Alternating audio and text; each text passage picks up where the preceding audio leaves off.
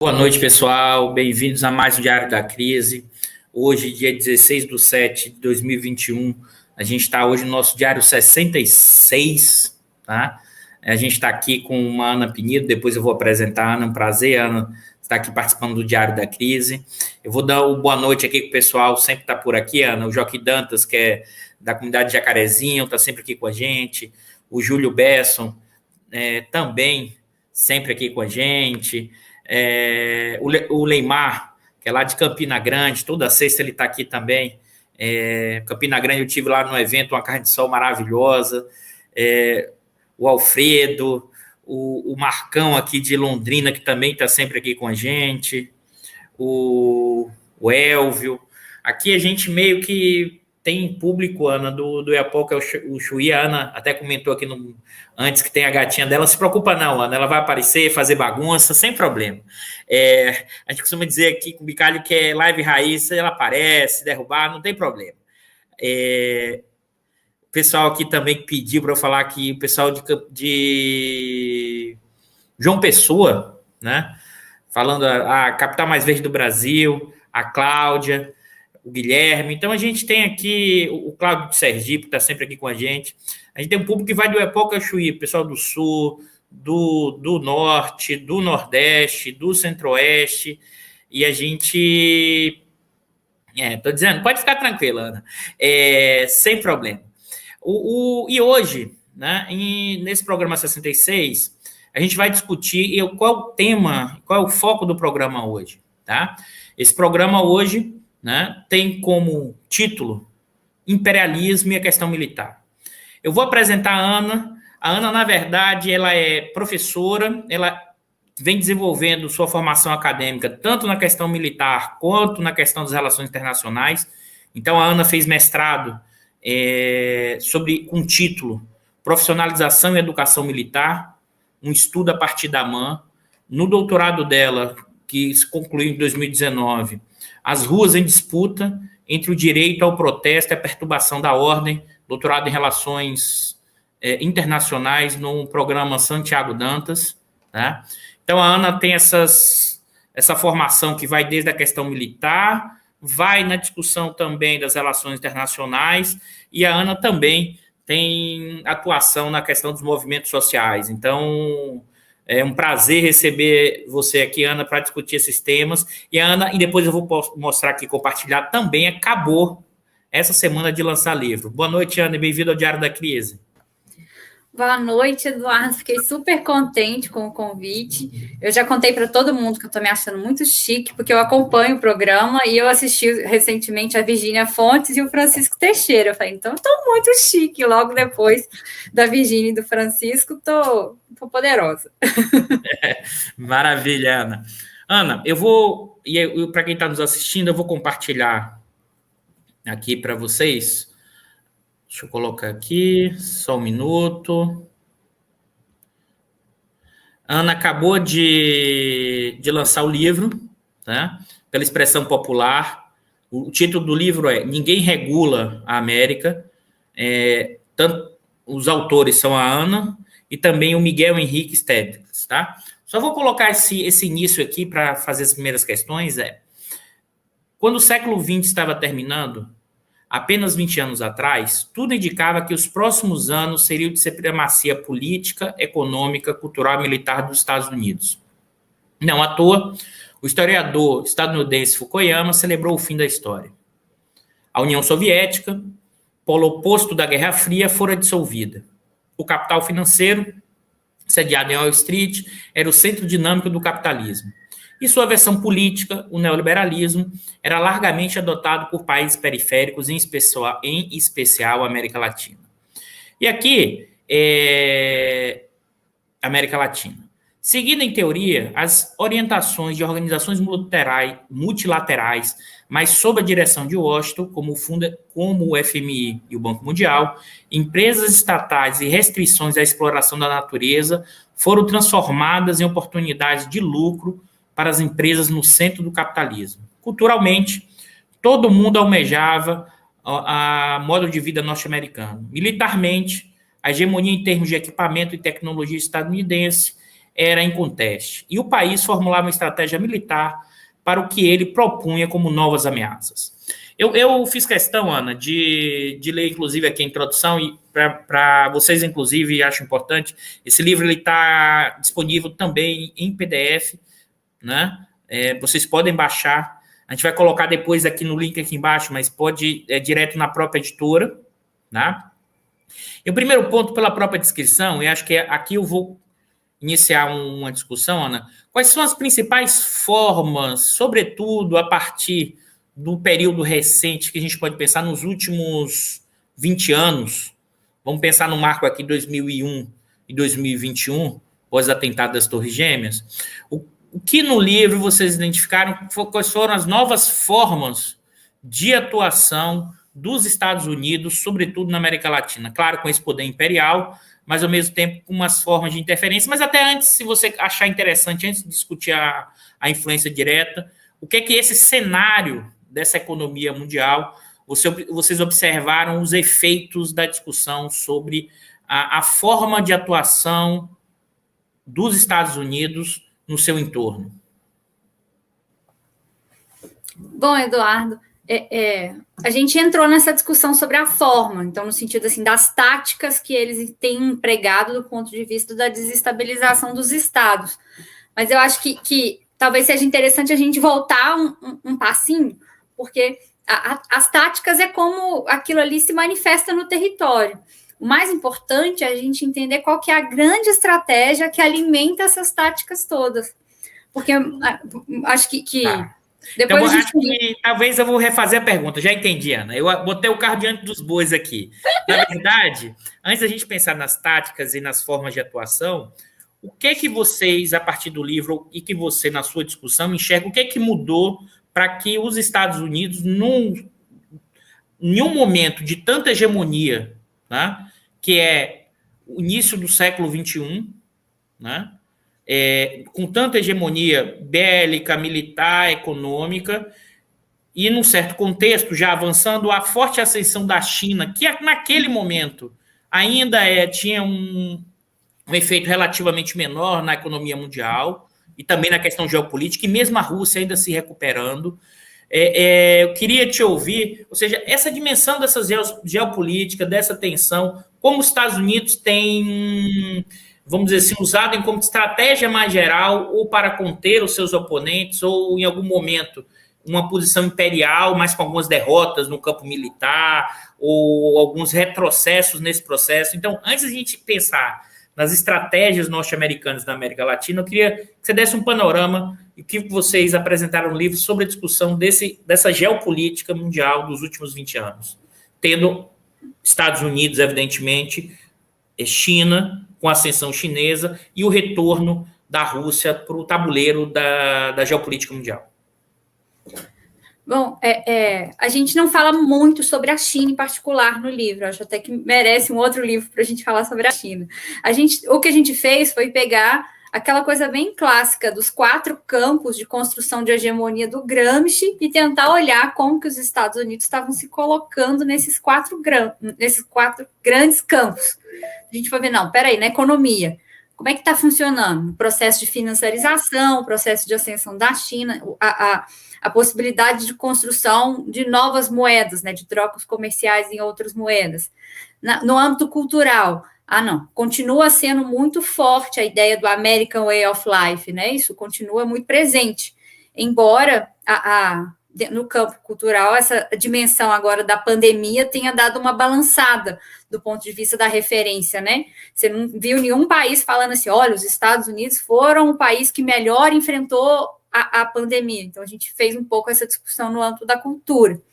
O terceiro campo, no âmbito mesmo do processo de ciência, tecnologia, desenvolvimento, esse talvez seja aquele que a China mais tenha colocado desafios, né, nessa hegemonia norte-americana no mundo inteiro. E o quarto âmbito, o âmbito militar. E aí, nesse sentido, já que a gente está conversando aí com a FRJ, o professor Zé Luiz Fiore soltou um texto hoje muito interessante, resgatando como os Estados Unidos vêm perdendo guerras, desde a Coreia. E aí é isso, perdeu um, perdeu o outro, perdeu o outro. E por que está perdendo tanta guerra e por qual que é a justificativa para isso? E aí no texto a gente discute um pouco uma hipótese de trabalho mesmo, que embora eles estejam perdendo essas guerras, eles continuam sendo a referência para os países latino-americanos de como travar guerras. Então, assim, em alguma medida, mesmo perdendo, eles venderam um mito mesmo de como que a gente faz para ganhar guerras. E aí, no texto do professor José Lucioli, fica bem nítido assim, essa ideia de que olha, não tem como comparar do ponto de vista da quantidade do arsenal bélico, né? Os Estados Unidos têm um arsenal muito superior ao do restante do mundo. Mas não adianta a gente ter uma superioridade de meios quando o problema está na estratégia. Então, acho que a gente levantou algumas discussões do ponto de vista da estratégia mesmo, de como travar guerras no mundo atual. E isso pensando com os olhos de latino-americanos. Porque isso, eles venderam para a gente uma receita que necessariamente implica em uso de capital intensivo. Então, assim, é muito dinheiro, porque é muito armamento com uma tecnologia muito nova, então, para isso, você precisa de muito investimento. Sendo que as guerras que eles vêm perdendo não são guerras de capital intensivo, são guerras de trabalho intensivo, de povo intensivo, de mão de obra intensiva. Então, nesse sentido, a gente problematizou que, olha, embora eles continuem tendo hegemonia no sentido de eles ditam um pouco como fazer, a gente tem que ter mesmo esse olhar latino-americano de que isso serve a eles, né? Não serve a gente. Então, nós fizemos essa discussão aí dos 4 campos, e aí a gente aproveitou e resgatou o Fernando Heredia, já que aí Cuba está na pauta, a gente aproveitou e resgatou o Fernando Heredia no sentido de que na década de 90 ele já falava como é que esses 4 campos, eles conversavam entre si. Então, assim, quando você compra armamentos, você está fortalecendo a sua dependência econômica. Quando você acha que você precisa necessariamente produzir vídeos e coisas de comunicação, você está impactando também na área militar. Então, esses 4 campos de hegemonia conversam entre si. Então, não são estáticos, né? Então, nesse sentido, no livro a gente propõe essa discussão de pensar mesmo esses 4 grandes campos como as ferramentas que os Estados Unidos continuam lançando mão para manter a sua hegemonia. E aí a gente vai destrinchando a partir daí. Tá. É interessante, Ana, né? Então, essas 4 dimensões, né, como você falou, o poder norte-americano ainda permanece, claro, tem mudança de posição relativa. O interessante é a separação desses 4 campos, a parte econômica barra financeira da moeda e produtiva barra tecnológica, que seria um outro campo, ou seja, moeda, tecnologia e a parte produtiva, a questão ideológica, que é a construção do...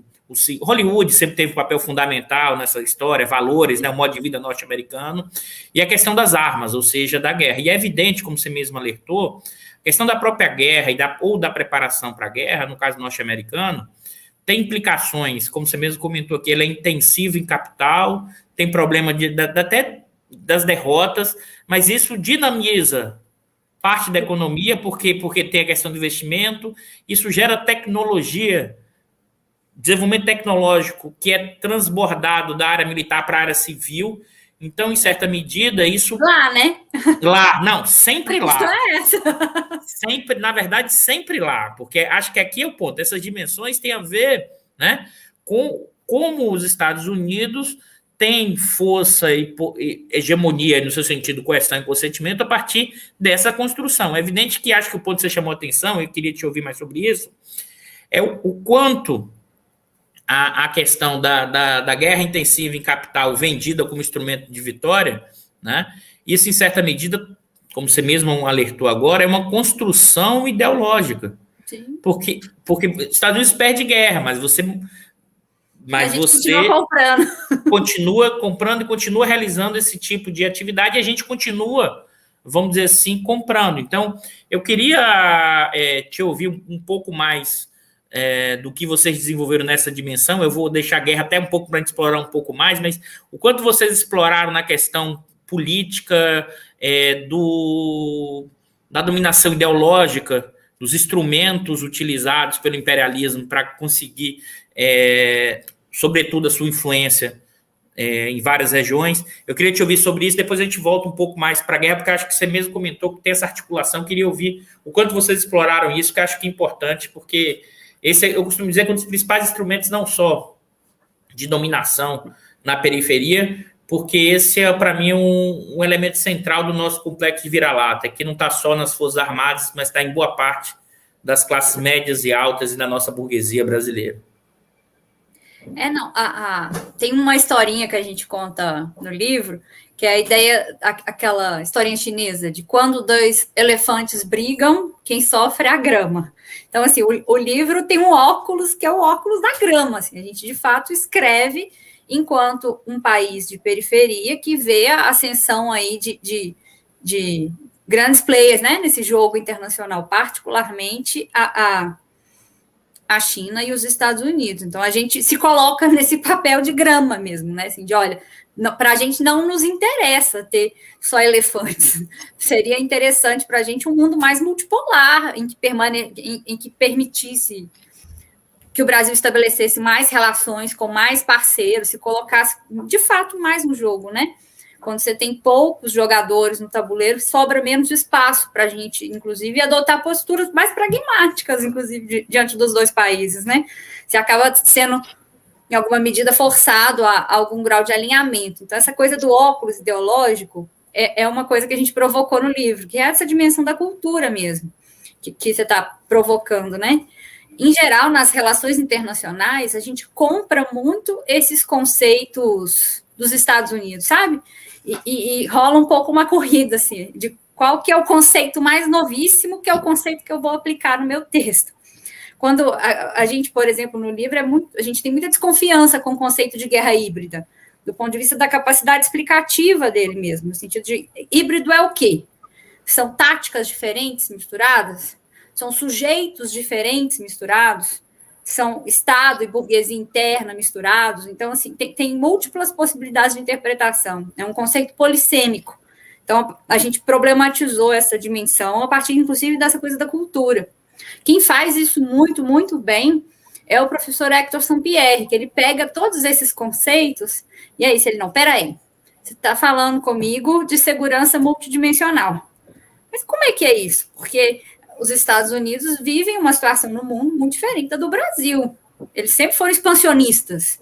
Eles querem se colocar na conquista de outros estados. O Brasil não. O Brasil literalmente está num processo de amadurecimento do próprio território. Então, nós nunca nos colocamos no sentido de conquistar outros países vizinhos, pelo menos no período recente, historicamente falando, né?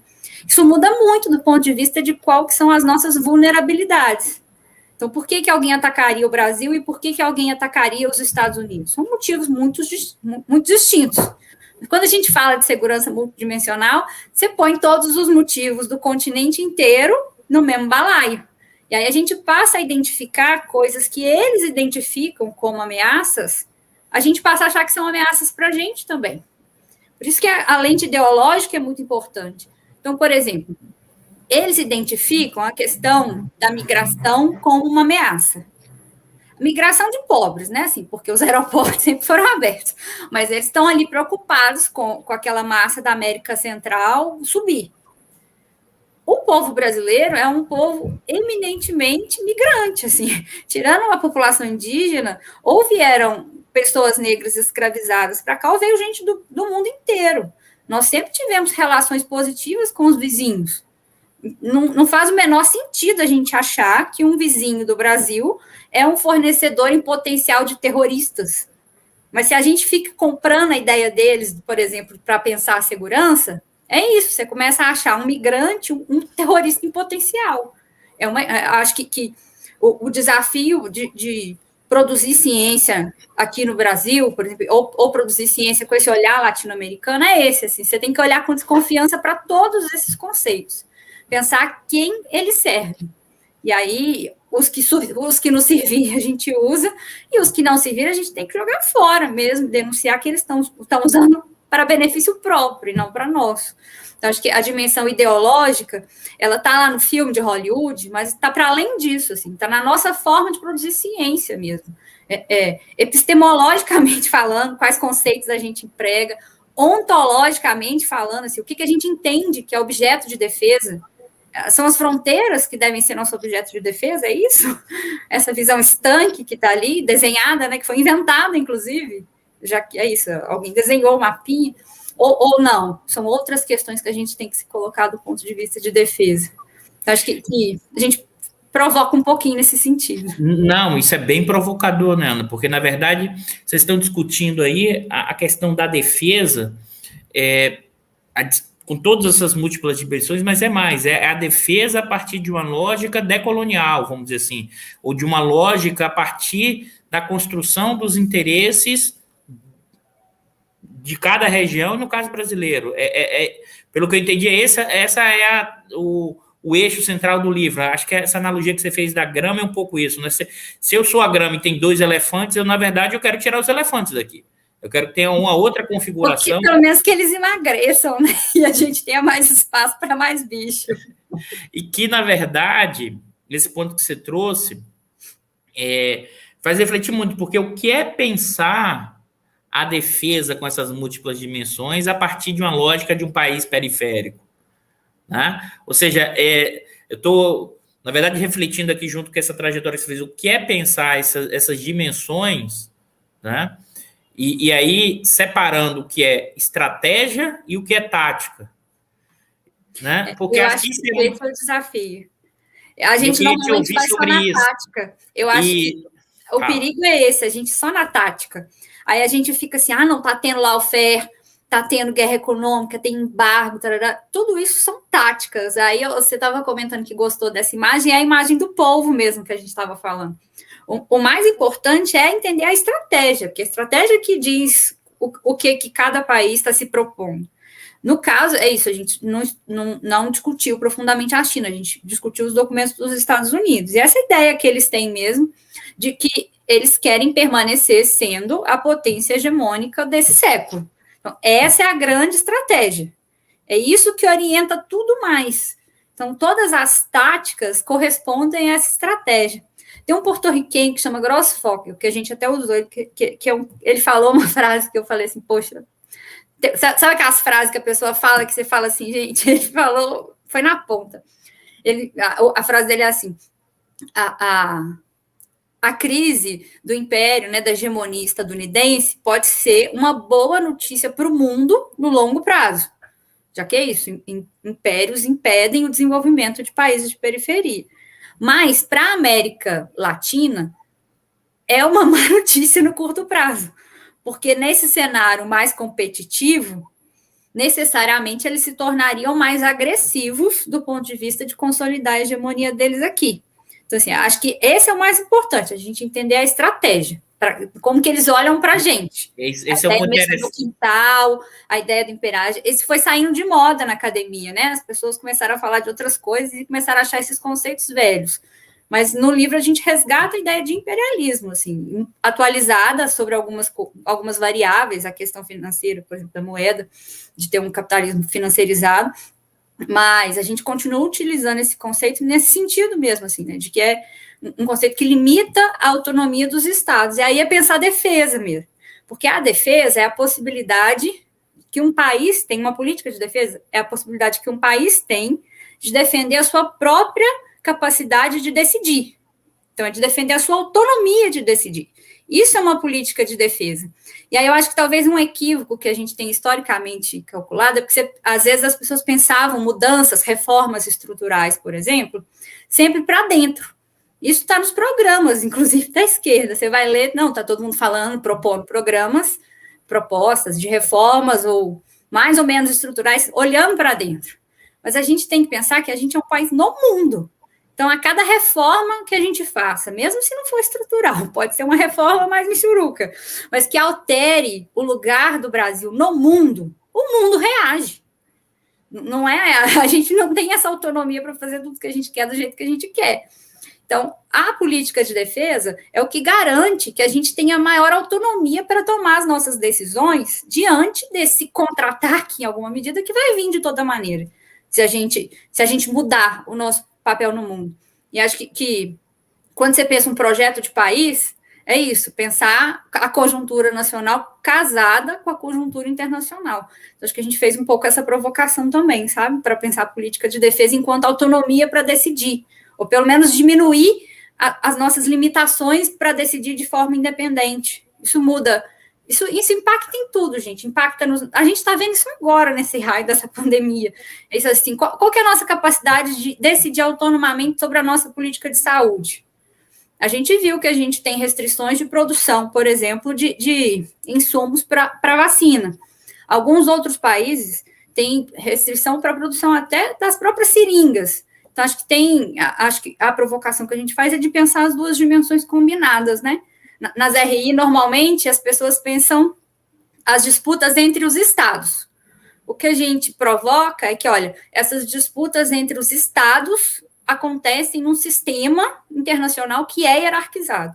Então, você tem que partir desse pressuposto para abrir uma briga com alguém que se coloque. E é interessante, né, Ana, porque é um sistema hierarquizado que se expressa a partir dessas disputas entre os estados na hierarquia, e o Estado também representa os interesses internos de parte dessa burguesia inserido em um sistema hierarquizado.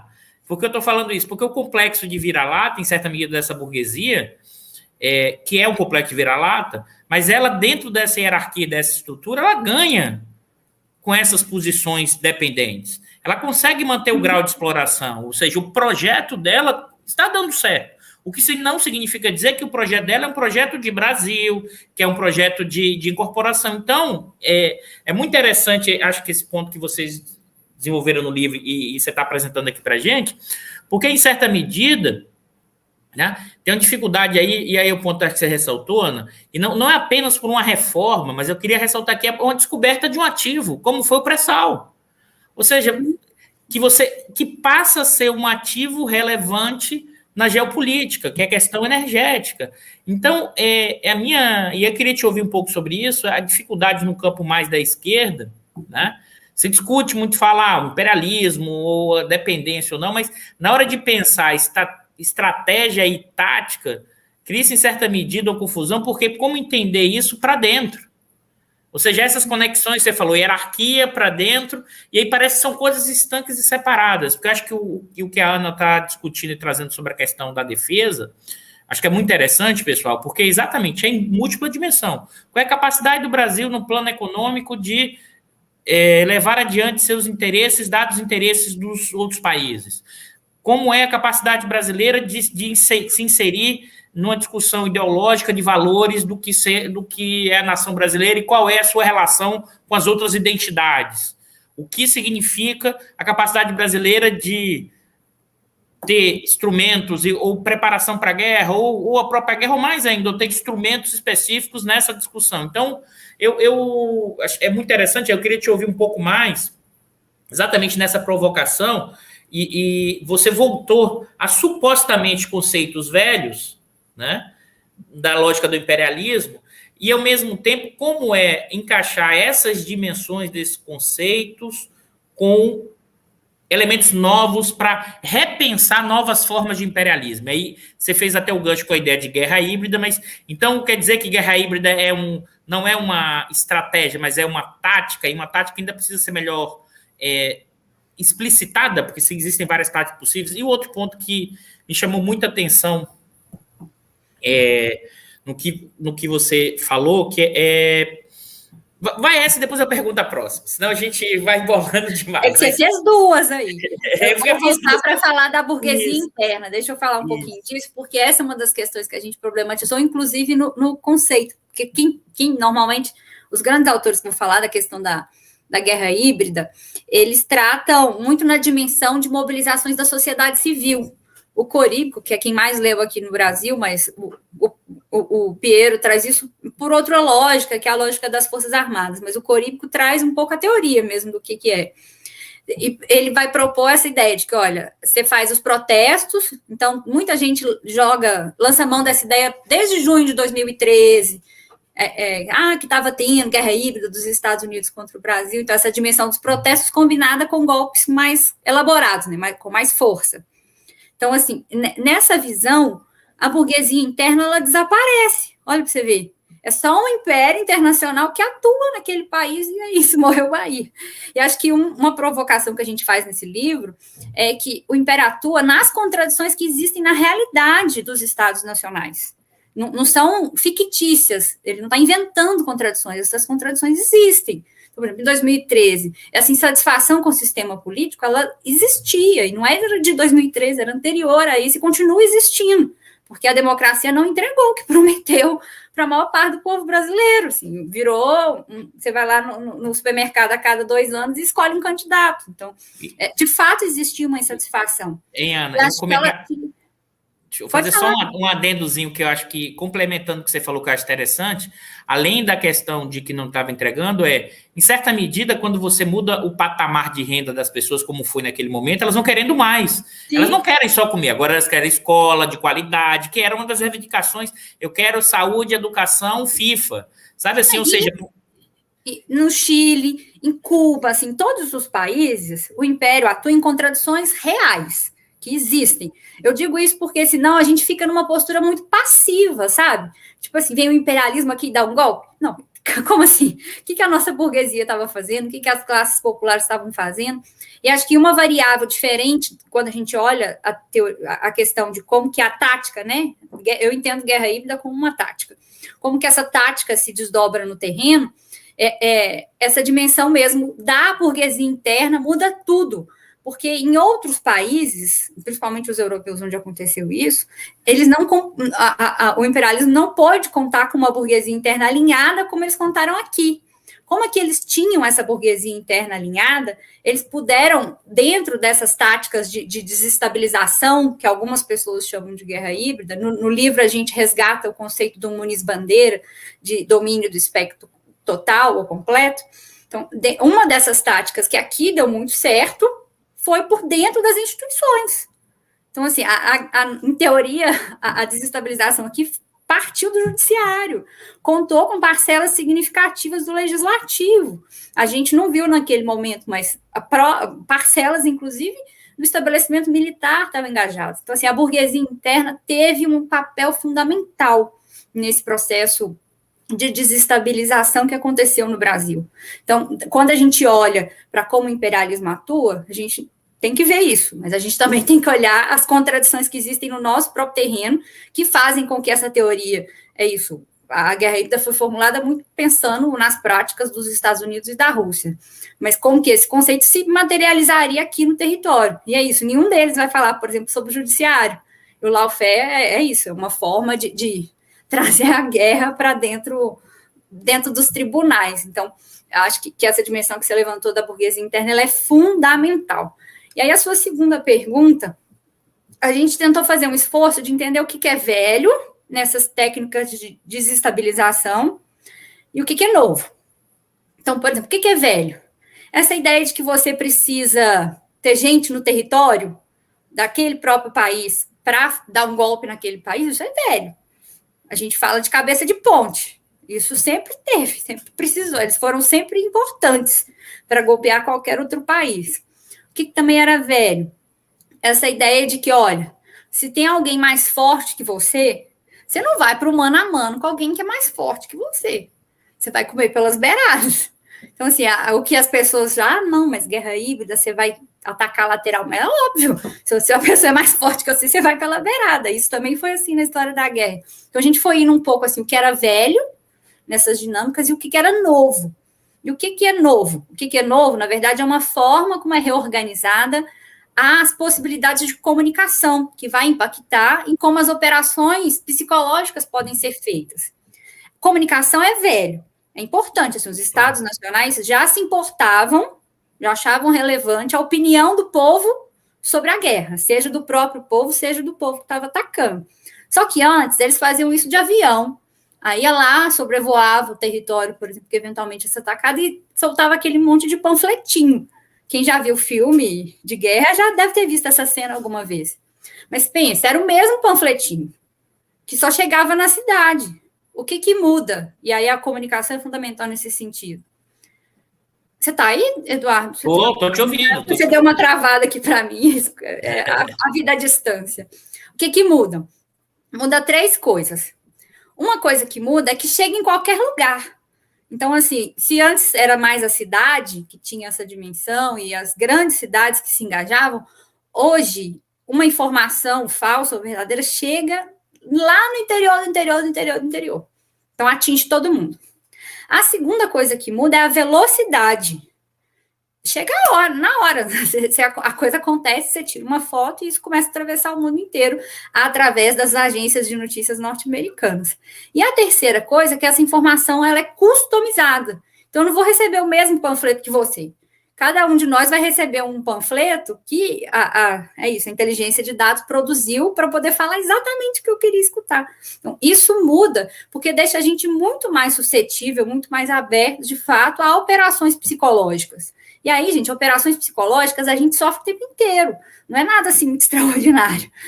Quando a gente, por exemplo, no dia que a gente fez o lançamento do livro, o título desse livro vem de uma música do Sepultura com o Rapa, que chama Ninguém Regula a América.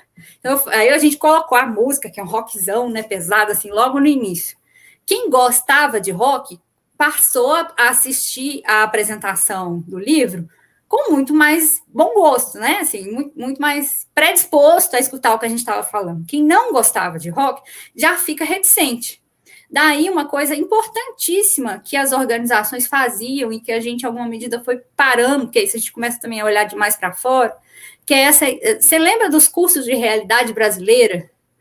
Que vários lugares organizavam, que é isso, para resgatar os autores clássicos do pensamento social brasileiro. Lê Celso Furtado, lê Gilberto Frei, sabe essa turma mesmo? Assim, Florestan. Eu acho que é uma dimensão de conhecer mais o próprio território, você identificar melhor as suas vulnerabilidades e, ao mesmo tempo, também perceber onde é que eles vão atuar do ponto de vista de operações psicológicas. É isso, mudou o ritmo, mas isso também não tem nada de novo, porque o Sun Tzu já falava essa ideia, né, de conhece bem a ti mesmo, conhece bem, oh meu Deus do céu, conhece a ti mesmo, né, e conhece bem seu inimigo, que você vai estar mais bem preparado para enfrentar a situação de guerra. Então, acho que a gente tentou um pouco dar uma limpada de meio de campo, porque se a gente acha que tudo é novo, todas essas táticas de desestabilização são novas, a impressão que eu fico, pelo menos, é que as pessoas ficam meio se sentindo igual uma barata mesmo, tá? Eu posso ser atacada de qualquer lado, então como é que eu vou reagir a essa situação? E acho que a primeira medida que a gente propôs no livro foi essa, identificar o que é velho, no sentido dessas táticas de imposição do imperialismo, e o que é novo. E aí a gente um pouco correlacionando isso. É interessante, Ana, porque essa discussão que vai desde as formas de intervenção da defesa, mas também é um instrumento, a questão dos dados, para vender coisas. Então, você completamente, porque você vai mapeando, quer seja a questão dos indivíduos para uma lógica de defesa ou de intervenção, mas é também um instrumento fundamental do negócio, das grandes empresas e na sua dinâmica de aquilo que você estava falando, como essas coisas são juntas enquanto movimento. E me chamou muita atenção, achei muito interessante, porque também desbastar e limpar um pouco do terreno, porque senão fica a ideia assim, eu estou meio perdido, assim, o que acho que, como você colocou muito bem, e novamente recomendo o pessoal, leiam o livro, baixem o download, tem disponível, isso e muito mais. Depois eu vou colocar o link de novo aqui para vocês do livro. Tá? Agora, mostra exatamente essas interconexões entre essas 4 dimensões. Ao mesmo tempo, o instrumento novo, o novo no sentido da velocidade da questão dos dados, que não era mais aquele panfletinho que chegava junto com um pacote de comida, clássico dos filmes, né? Vem a comida e vem dizendo, olha, aquele seu inimigo, ele está destruindo tudo e eu estou trazendo para você alimentos e isso se opera numa dimensão e uma escala, e aí sim, que acho que aí é a grande novidade, é o quanto você consegue customizar, como você mesmo falou, as formas de atuação e de intervenção, né? A partir de grupos separados. Eu acho que isso cria uma sensação para as pessoas que você está meio que sem terreno, assim, Meu Deus, se as pessoas sabem o que eu estou comprando, consumindo, a empresa faz, o que podem fazer comigo? Sabe assim, tem uma sensação de, como você mesmo alertou, mas que, na verdade, muitos desses instrumentos já eram utilizados. Eu queria te... Fala. Não, eu acho porque é isso, esse é um livro acadêmico, mas é um livro também interessado, né? A editora Expressão Popular, inclusive, é uma editora interessada. Ela tem interesse em quê? Em evitar a paralisia.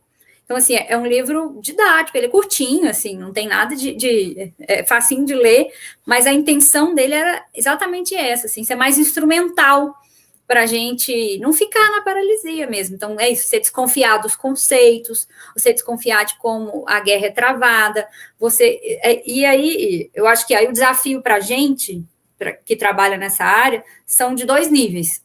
Um é o desafio de combinar o cenário doméstico com o internacional, então pensar eles junto mesmo, assim, eles conversando na nossa cabeça o tempo inteiro. E o outro é essa dimensão de pensar a estratégia junto com a tática, porque a minha angústia nesse processo que talvez levou eu e Miguel a começar a conversar sobre o livro, é porque ficava na tática. Aí a gente ia lá no país, aí a gente falava assim, em Cuba está acontecendo isso, isso e isso. Ah, não, mas lá no Haiti aconteceu isso, isso e aquilo. Na Colômbia, isso e aquilo. Aí você ficava, tá, e aí? Mas por que está acontecendo isso com todos nós ao mesmo tempo? É porque existe uma estratégia, uma geopolítica internacional que determina um pouco essa situação. Então, acho que a partir do momento que a gente sobe um degrauzinho, você percebe que a tendência é a gente continuar com esse continente fervendo. Então, assim, fica todo mundo assim, não, mas agora a coisa vai dar uma tranquilizada. Não vai. E não é porque a gente é bom, porque a gente é ruim, porque a gente quer ou porque a gente não quer. É porque a China está ascendendo, a hegemonia dos Estados Unidos está ameaçada. Então, eles vão reagir. Eles vão reagir aqui no nosso território. Então, assim, acho que não se tranquilizem, porque a gente vai continuar com o continente pegando fogo pelos próximos anos. E aí, Ana, que era aquele ponto que eu volto agora, que você tinha comentado, que é o seguinte, ao mesmo tempo, aumento das tensões geopolíticas, a tensão chinesa e uma perda relativa norte-americana, porque tem todo um debate o quanto perdeu, não acho que os Estados Unidos ainda tem uma força expressiva, mas aí você levantou um ponto do autor, acho que cubano não, agora me esqueci agora, que na verdade isso também já gera um enorme problema, porque os Estados Unidos não vai aceitar qualquer tipo no continente americano, seus aliados históricos, qualquer movimento de aproximação ou reaproximação com China. Aquilo que você falou, ou seja, vai aumentar o grau margem. Diminui o número da margem, que é diferente do que a gente viu lá ao longo dos anos 2000. Porque ao longo dos anos 2000, você tinha uma trajetória sino-americana articulada. E ainda não tinha claro no Estado norte-americano que a China seria uma grande ameaça. E aí, juntando isso com o que você falou, e aí com essa outra parte que você comentou que eu acho importante, queria te ouvir sobre isso. Assim, já que você definiu uma estratégia, eles definiram, que é o quê? Manter o seu poder durante os próximos 100 anos, né? Na verdade, você mobiliza a partir do Estado norte-americano e como você coordena isso com os interesses capitalistas internos, isso passa a ser uma estratégia central. E por que eu estou comentando isso? Porque não esperem, né, que o Biden, mesmo fazendo a política econômica dele interna, que é o plano Biden, tensionando com o neoliberalismo, isso significa que ele terá uma postura diferente para fora. Para fora, inclusive, acho que ele...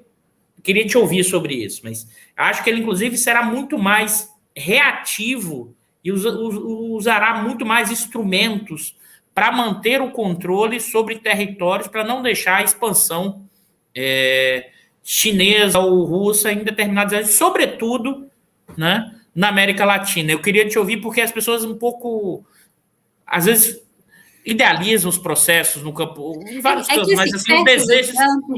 O Biden vira um fofinho, né? O problema é esse. Tá um pouco o nosso cenário atual, assim, de que perto do Bolsonaro, do fascismo ameaçando, você começa a achar coisas que a gente, obviamente, acha um absurdo, quase que aceitáveis. Mas acho que por isso que gerou um sentimento de esperança numa parte da esquerda de que o Biden fosse ter uma política externa diferente. Eu acho que ele é mais sofisticado. Então, eu acho assim que aquela coisa de, olha, a gente só tem o martelo, não é. Obama usou essa expressão, né? Para quem. Como é que era, gente? Para quem tem um martelo muito grande, todo problema parece um prego. E eles têm um martelo gigante, né? Mas acho que ele é mais sofisticado nesse sentido. E aí o livro é útil porque mostra essas múltiplas táticas, que não precisa ser. E acho que essas múltiplas táticas servem para a gente pensar, inclusive, internamente, sabe? A gente às vezes fica esperando uma coisa muito explícita no sentido do que é um golpe de força, enquanto você tem muitos mecanismos de dominação que às vezes são mais eficientes do que o golpe de força. Mecanismos de dominação que conseguem operar no sentido da gente desistir de lutar mesmo. Isso vale a nível global, da gente, enquanto país, achar que está de boa, assim, não precisa nem ser mais alinhamento automático, pode ser subordinação automática mesmo, que a gente fica satisfeito, e a gente mesmo no plano interno. As classes populares, as organizações sociais, entenderem que o problema é tão grande que não tem muito o que fazer. Então, acho que essa possibilidade de multiplicidades táticas, ele é mais refinado. Então, assim, acho que as ferramentas de dominação econômica, e aí legislativo, judiciário, acho que o mais importante, na verdade, é a gente ser metódico. Você entendeu a grande estratégia? Aí, qualquer terreno é um terreno onde aquilo ali pode se manifestar. Por isso que é domínio do espectro amplo ou completo, porque qualquer terreno é um terreno onde pode se manifestar. Então, assim, você precisa ir terreno por terreno e sistemático. Então, por exemplo, no Brasil, hoje, o que existe no legislativo que nos ameaça? Hoje, o que existe no legislativo que nos ameaça frontalmente é o projeto de lei lá do Major Vitor Hugo, lá sobre o contra-terrorismo. Aí você vai no judiciário, aí você vai no âmbito econômico, vai no âmbito militar, aí você consegue, destrinchando um pouco melhor, terreno por terreno, você consegue identificar qual que é a tática principal que eles estão adotando naquele terreno e montar uma tática de resistência de resposta, né? Eu acho que a gente se assustou um pouco com essa possibilidade de ser atacado de múltiplas formas. Eu estava brincando outro dia, porque assim, a esquerda usa muito um poeminha do Leminski, lá das... Como é que era, gente? Na luta de classe, todas as armas são boas. Pedras, flores, pedras e poemas. Agora eu esqueci. Oh, meu Deus, tá vendo? Sexta-feira à noite, né, Eduardo? Foi mal. Sexta-feira à noite. Mas é isso. Eu acho que as pessoas lembraram do poeminha, senão elas dão um Google. Mas nessa ideia, assim, de que a esquerda pode usar armas, flores e poemas, armas, pedras e poemas. Então, nessa ideia, assim, de que existem múltiplas formas de você travar a luta. Só que a gente se esquece que eles também sabem disso. Então, assim, eu até fiz um texto que era esse, e se Golias tomasse a pedra do Davi? É um pouco essa mesma lógica, assim. Então, as greves foram ferramentas de desestabilização de governos como o do Chile, as manifestações de rua já foram ferramentas de expressão do poder, por exemplo, da juventude do Hitler. A gente tem que ter uma visão... A tática é tática, uma visão menos apaixonada por elas e mais prática mesmo, assim, sobre como que isso se desenha no terreno, lembrando que o mais importante é entender a estratégia. O Bicalho colocou aqui para a gente, Ana, nas lutas de classe, todas as armas são boas. Pedras, isso. Noite e poemas. É a noite que eu estava esquecendo. Aí, nesse sentido, Ana, você já falou isso, mas acho que é importante ressaltar, do livro, ele tem uma dimensão engajada, porque a dimensão engajada exatamente desse assim, pessoal, vamos desbastar o terreno aqui, vocês estão no meio de uma confusão, mas assim, claro que tem uma confusão, mas não é para paralisar. Vamos entender de onde está vindo cada coisa e como a gente pode pensar contra-táticas, contra-hegemonias, contra-estratégias como forma de reação. E aí, me conta o quanto o livro é um público amplo, mas o quanto você pensou isso também para os movimentos sociais. Queria que você ressaltasse mais esse engajamento, além de tudo, claro, é pela expressão popular, mas como você pensa na articulação com essas redes a partir dos movimentos sociais. Eu acho, Eduardo, assim, que essa parte de relações internacionais, defesa, acho que a economia viveu mais, hoje não tanto, mas sabe essa ideia de que é assunto de especialista? E isso é muito ruim. Não sei se é porque é isso. Quando você falou meu currículo, eu comecei estudando educação dos militares. E aí, a educação dos militares não era considerado nem um assunto para especialista, era considerado assunto só para militar mesmo. Então, acho que eu fui tomando assim, eu falei, não, peraí. Então, para qualquer elaboração teórica que a gente produz, em particular numa universidade pública, que é o seu caso e é o meu caso, hoje lá na Unesp, eu entendo que nós temos uma obrigação de tradução desse conhecimento científico teórico para a educação popular. Então é isso, são imagens, é o elefante, é o Davi e Golias. Então, acho que nós temos uma obrigação mesmo, assim, um compromisso de ser intelectual orgânico, para mim é isso, assim, você elaborar para ajudar o seu próprio povo, né? Não quer dizer só ser filiado a um partido político, quer dizer você elaborar com comprometimento com uma classe. E acho que nesse sentido, eu entendo você, entendo o Miguel, um pouco assim, né? A gente é muito comprometido com o Brasil. E acho que o livro é explicitamente comprometido com como que o Brasil pode se preparar melhor para esse cenário internacional. Então, ele é didático nesse sentido para os movimentos. Então, o que toca os movimentos é essa dimensão de tentar não falar para iniciados. Eu acho que é um desafio, assim, não é simples, porque isso, temas de defesa, em geral, não eram considerados temas relevantes. Esse talvez seja o único ponto positivo do Bolsonaro, porque ele coloca não temas de defesa, porque defesa continua não aparecendo, mas militares no centro do jogo. E aí, um erro histórico da esquerda é pensar os militares pelos militares. Então, aí tem a turma que acha que sempre vai aparecer um militar salvador da pátria, e aí, ou procura um lote. Antigamente, o povo procurava outro Prestes, né? Agora, o povo já está aceitando um lote e está de bom tamanho. Então, tem essa turma que fica procurando um militar para salvar a nação, e tem a turma que acha que militares têm que morrer, desaparecer da face da terra e que eles não servem para nada. Então, acho assim que o que a gente fez não adianta pensar militares. Você tem que pensar estratégia. Então, assim, o que o Brasil quer ser no mundo? Aí você pensa, sua defesa é o que eu preciso fazer para o Brasil ser o que ele quer ser no mundo. Aí você pensa os seus militares. Eu acho que a gente inverte um pouco a equação para não ficar só isso, né? Militar é bom, militar ruim, o que está fazendo de bom, o que está fazendo de ruim. Sim, não, é muito, muito interessante, Ana. E aí, o gancho que eu vou, para a gente, desse ponto, acho fundamental esse tipo de obra e de livro, e acho que você trouxe um ponto que eu sempre bato aqui o tempo inteiro, essa história da especialização, essa história do especialista para tratar de um tema, costumo dizer que isso tem matado o pensamento crítico, e mais ainda, a pessoa se torna tão especialista em uma coisa, que ele não consegue conversar com mais ninguém, porque ele sabe tanto daquilo, mas ele não sabe mais nada do resto, a despeito dele achar que ele sabe de tudo. Então você tem perdido a capacidade de olhar o todo, de olhar o Brasil, de olhar os processos, de olhar as formas de luta. Então eu acho que, eu costumo dizer, por exemplo, eu tenho falado assim, você é especialista? Não, ultimamente eu estou me exercitando, não ser especialista em nada. Ou seja, meu foco é o Brasil. Zagueiro profissional. Exatamente. Mas você trouxe acho que isso é muito rico. E, novamente, pessoal, compartilhem, está muito boa essa live, acessem, leiam o livro. É de graça, viu, gente? É de graça, pessoal. Entra na expressão Essa popular. É outra coisa que significa comprometimento com eles. Assim, a gente optou por fazer sem direitos autorais, para qualquer pessoa poder baixar e ler. Quem quiser físico, está disponível para comprar lá no site.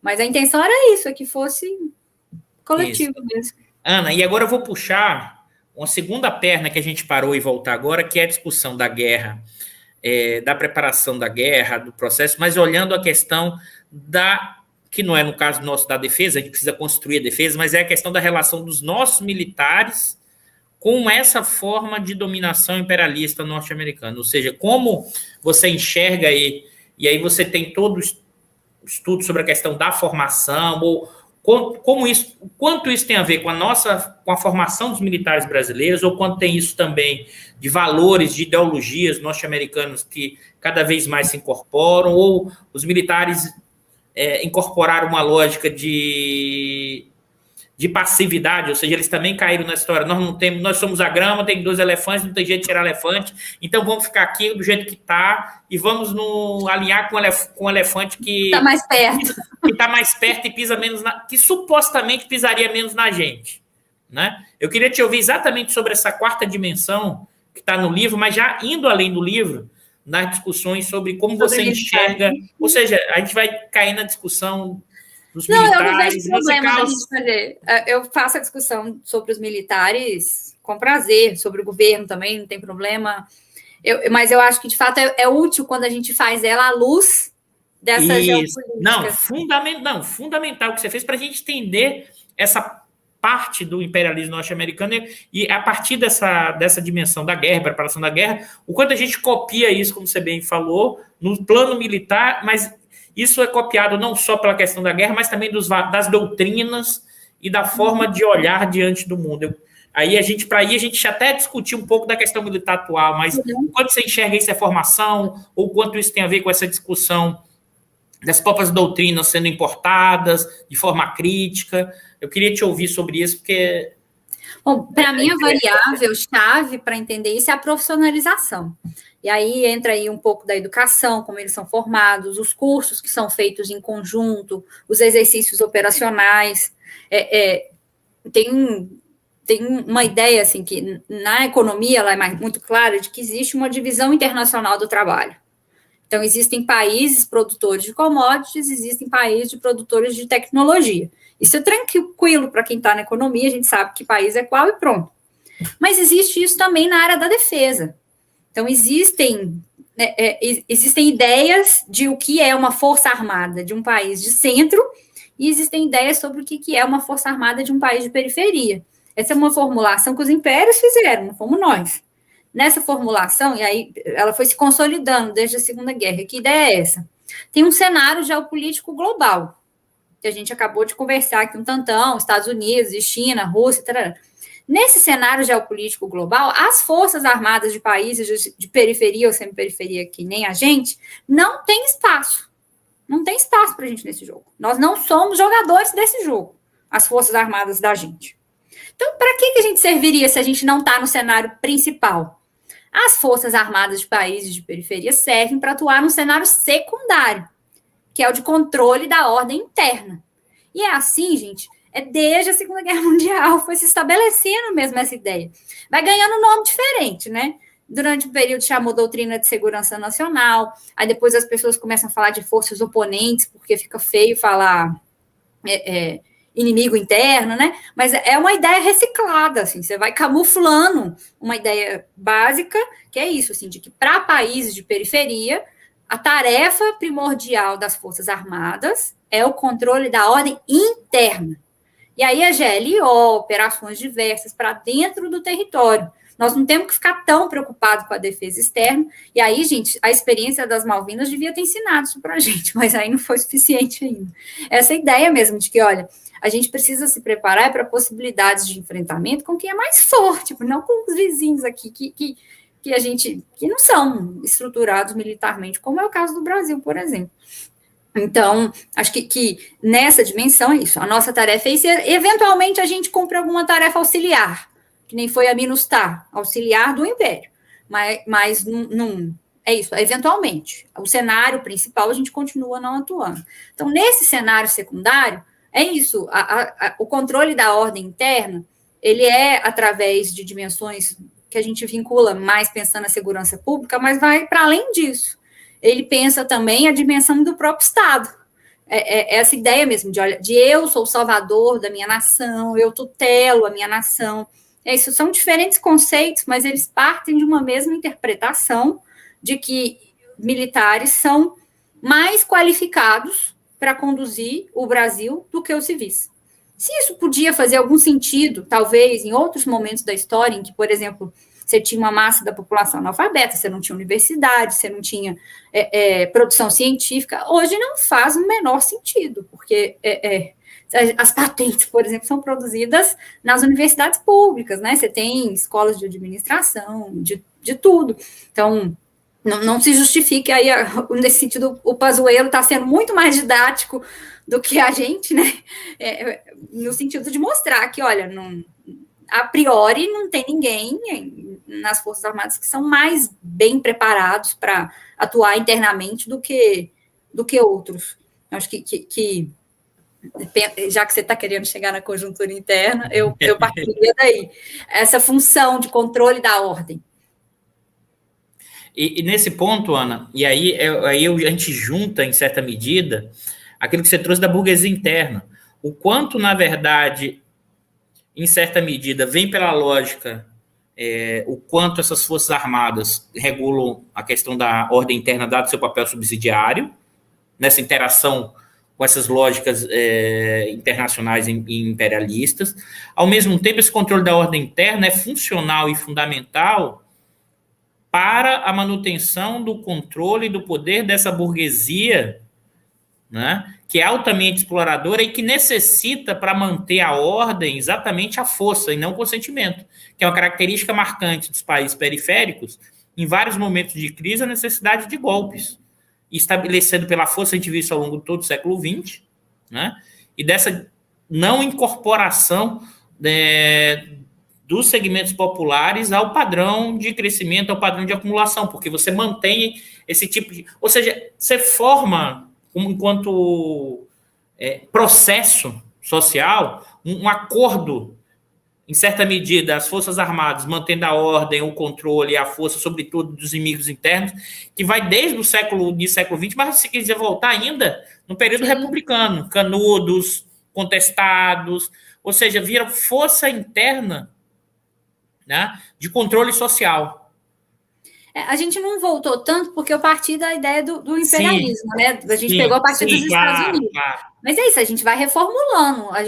O pensamento neocolonial é uma reciclagem. Vai Portugal, França, os Estados Unidos, acho que essa ideia mesmo do inimigo interno, ela é uma ideia altamente reciclada na nossa formulação. E isso é explícito, viu, gente? Não é nada assim que eu estou inventando, não. Está lá nos nossos documentos, por exemplo, de defesa que estão em estudo no Congresso.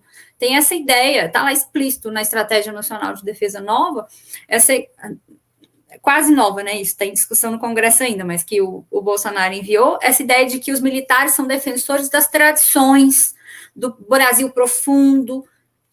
Que tradições são essas? Por isso que aí a gente volta lá na discussão sobre o domínio do espectro completo, da importância de fazer curso de realidade brasileira, de Lei Florestan, Darcy Ribeiro, Celso Furtado. Porque isso, sim, essa discussão sobre manutenção das tradições, na verdade, o Celso Castro ajuda a gente a ver que a maior parte dessas tradições são inventadas por parte dos militares. Eles inventaram isso no sentido de construir uma narrativa para si próprios. Então, eles até estão atualizados do ponto de vista da importância da comunicação, né? Da batalha das ideias. Então, nesse ponto, eles estão bem afiadinhos. Sim, eles reatualizaram, inclusive, com a tradição, juntaram com o marxismo cultural, ao mesmo tempo, novos instrumentos, doutrinas, ideologias, para novamente se colocarem como salvadores, né? Evocando o problema da corrupção, eles são os capazes e eles iriam resolver. Só que a realidade foi muito mais, vamos dizer, com eles, mais dura do que eles poderiam imaginar, né, Ana? E eu queria te ouvir sobre isso, ou seja, o quanto eles também criaram dimensões ideológicas e passaram também a acreditar nessas dimensões ideológicas que eles poderiam ser os gestores do país. E que, em certa medida, uma enorme dificuldade, ou seja, foi deixando explícito o quanto eles não são preparados, né, para exercer funções que eles estavam exercendo. Eu queria te ouvir, porque aí, como você estudou a questão da formação, né, eu queria te ouvir um pouco mais sobre a formação desses militares. Por que eles...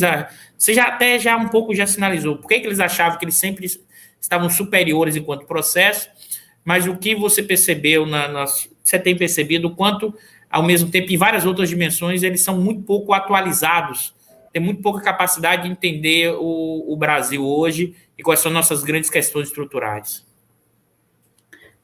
Eu acho que a gente consegue combinar o novo e o velho dentro das Forças Armadas muito dinâmica. Então, por exemplo, essa ideia dos Estados Unidos, essa receita de sucesso que eles vendem, né, do armamento novíssimo, em grande quantidade ganha em guerras, isso é muito forte aqui.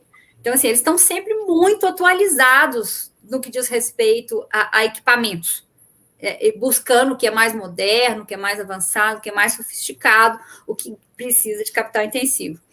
Mas é isso é combinado com um conservadorismo, por exemplo, do ponto de vista de pensar a própria história do país, de entender a própria história da própria instituição.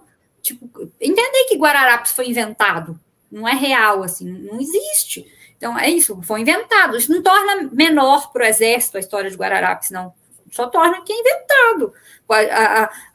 As pessoas constroem narrativas. E aí isso também não é novo, assim, que, se eu não me engano, foi o Quartim que fala. É o Quartim? Acho que é. No livro a gente não fala sobre isso, mas eu tenho outros textos que eu discuto isso. Mas essa ideia do espelho, que militares não olham para a sociedade como se fosse um espelho, né? Então, assim, eles não veem a sociedade como ela é. É como se fosse um espelho côncavo.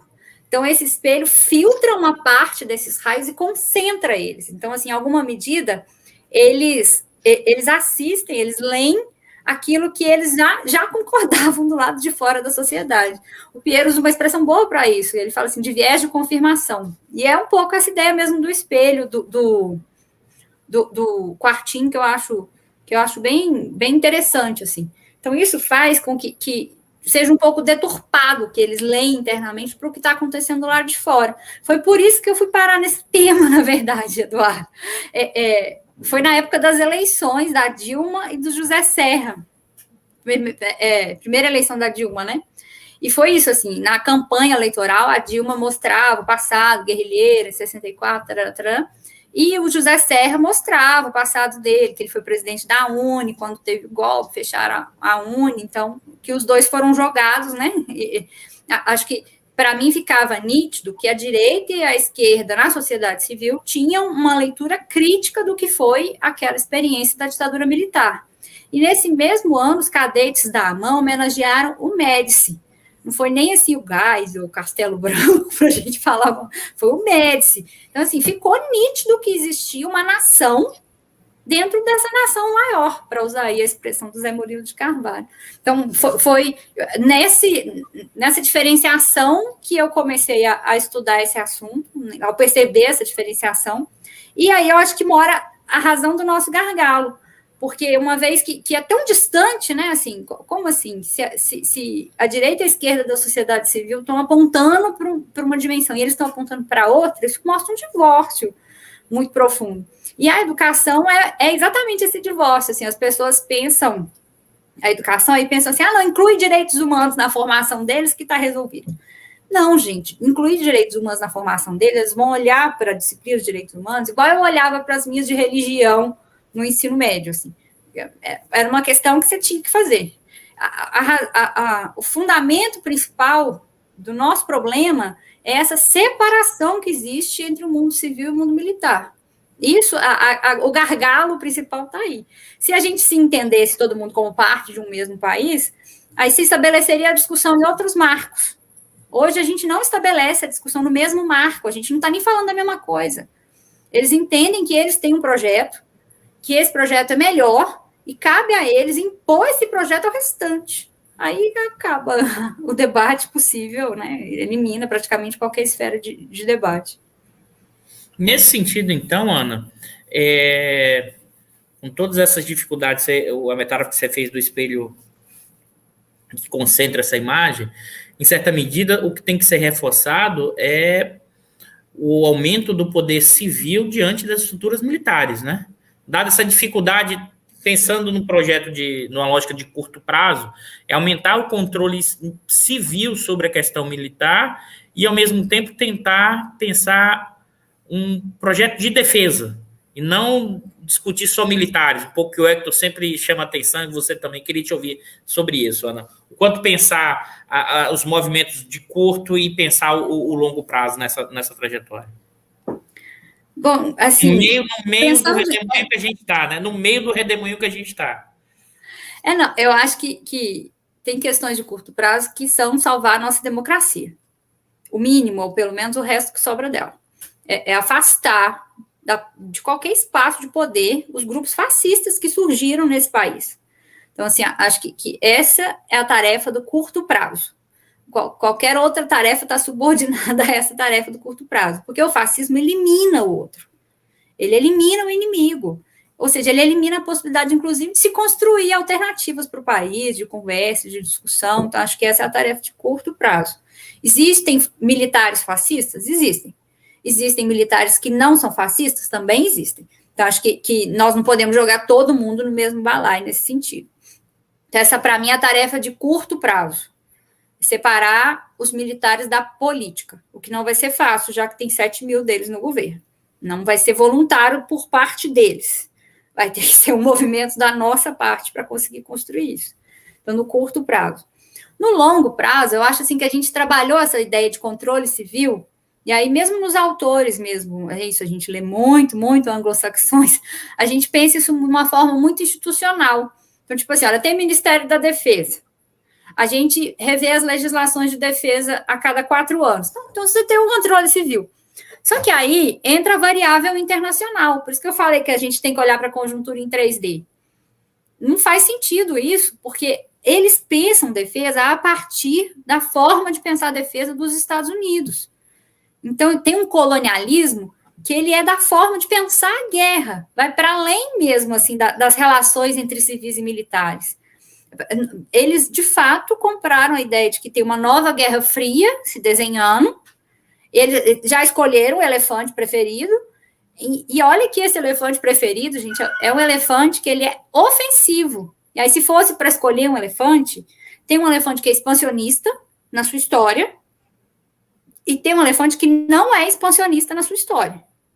A China não tem uma história expansionista.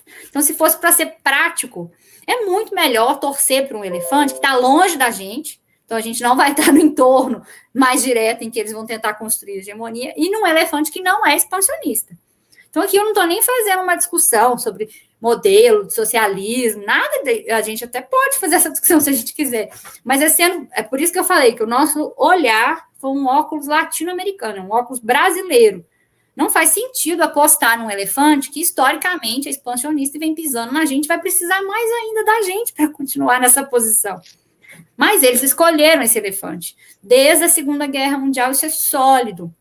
Então, acho assim, a longo prazo, a gente precisaria, de fato, atuar nesse eixo do que significa pensar defesa, pensar estratégia, se desvincular mesmo. E é um processo muito mais difícil, porque o processo de colonização do pensamento é mais brutal do que de colonização dos recursos naturais, né? Você deixa de conseguir pensar alternativas. E aí, acho que isso aí não é uma coisa de curto prazo, isso envolve a população. A ideia de pensar defesa, eu acho que ela tem que envolver mesmo a população. Por isso que eu falei trabalho intensivo lá no início. As pessoas só se engajam na defesa de um país que elas entendem que é delas, que proporciona para elas uma vida melhor. Não adianta falar que defesa não dá voto, ou que defesa as pessoas não se interessam por defesa. Vão se interessar por defender o quê? Se elas não têm água, luz, educação, saneamento. Então, assim, as duas questões têm que ser combinadas num projeto nacional, sabe? Esse ponto é interessante mesmo, porque aí falando do lugar da coisa dos economistas que defendem o Estado, esquecem muitas vezes uma parte da população, porque você não tem, o Estado não chega, você não tem Estado de direito básico, a forma de como você estrutura o funcionamento, você não enxerga chegando bens públicos ou qualquer coisa do tipo. Então, acho que esse ponto que você chamou a atenção, né, é fundamental, porque qual é o sentido enquanto metade da população quase sempre esteve fora da história dos nossos processos, mesmo do nosso desenvolvimentismo, eles estiveram fora. E, em certa medida, o quanto, inclusive, quanto parte dessa população é incorporada, como você tem reações que vão não só da burguesia, mais de uma classe média, mas até dos militares, né? Porque muda a ordem. Eles vão fazer o quê nessa... Eu queria te ouvir sobre isso, porque eles são treinados o tempo inteiro para aquela lógica, para essa função. Opa, mudou.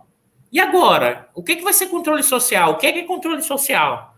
Isso também os aproxima, vamos dizer assim, de uma lógica da própria burguesia, da própria classe média, média alta.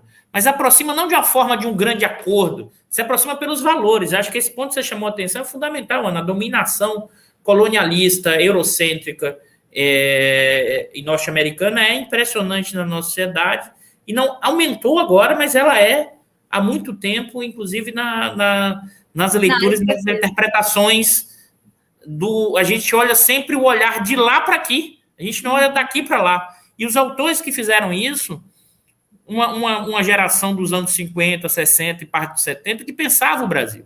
Aí eu volto de novo, a especialização matou isso, ninguém estuda mais o Brasil. Cada um se tornou especialista em determinado ramo, mas não junta lá com CRE.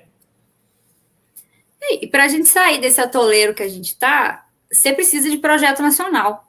É projeto mesmo, assim, não é puxadinho, porque também tem isso. As pessoas às vezes entendem que um projeto nacional é a combinação de várias partes. Então, assim, aí eu penso um projeto para economia, aí eu penso um para saúde, eu penso um para educação, e isso tudo está intrincado. A defesa, eu visualizo ela, por exemplo, enquanto uma política pública mesmo, sabe? Então, igual você faz conferência, por exemplo, para pensar como deveria ser orientada a política pública na área da saúde, eu entendo que cabe conferência na área de política de defesa também. Tem assuntos que são sigilosos? Tem. Mas tem muitos assuntos que não são sigilosos. E eu entendo que se a gente quer que as pessoas se engajem no tema, a gente tem que abrir o tema para o engajamento das pessoas. Senão não faz sentido, assim, ficar a gente falando que as pessoas não se interessam, as pessoas não se interessam, mas a gente está abrindo a possibilidade delas de fato opinarem. A gente está falando não como especialista, a gente está falando igual uma pessoa normal que está conversando com alguém. Aí, por exemplo, fica todo mundo assim, não, mas os governos progressistas não mudaram a estrutura das Forças Armadas. Eles tinham que ter feito isso, tinham que ter feito aquilo, tinham que ter feito mais não sei o quê. Aí, na verdade, veio o nosso gargalo, porque assim, você tinha uma instituição que tinha apoio de 90% da população, que tinha confiança. Nesse sentido, o Bolsonaro está destruindo a confiança da população na instituição militar. Está sobrando para a instituição. Os militares que individualmente foram para o governo estão ganhando, o partido militar como um todo está ganhando, mas a instituição está pagando preço alto. As últimas pesquisas estavam dando em 50%. Então, assim, essa instituição militar, em alguma medida, assim, ela é parte, componente dessa política de defesa. Eu vejo ela participando, inclusive, dessas formulações com um peso nem maior nem menor do que o do resto da população. Acho que o esforço de abrir de um lado tem que ser combinado com o esforço também de abrir do outro, sabe? Acho a gente um pouco arrogante no sentido de falar assim, ninguém se interessa, ninguém gosta. Eu não vejo esse mesmo movimento da nossa parte de abertura, sabe?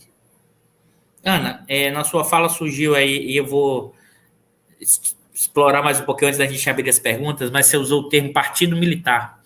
E eu sei que você tem usado em alguns artigos, eu queria... como é que você enxerga e pensa a lógica a ideia do partido militar para pensar hoje os movimentos dos militares hoje na cena política? Eu queria te ouvir sobre isso. Eu sei que você também já escreveu artigos sobre essa discussão. Eu cheguei nesse conceito, nessa disputa mesmo de tentar ser educação popular, sabe? Tentar ser didática sobre a participação dos militares no governo. Porque aí eu pensava assim, eu não posso falar que eles estão indo para lá enquanto um CPF. Porque não vão 7 mil pessoas, e eu sei como é que eles são formados todos iguais, não vai 7 mil para lá e eu vou falar que eles estão indo enquanto indivíduo. Mas, por outro lado, eu não podia falar também que a instituição estava indo para lá. Porque isso implicaria em as pessoas pensarem no que aconteceu em 64. Teve uma reunião dos comandantes, eles foram lá, tiraram essa e essa política, estão executando aquela política que eles tiraram.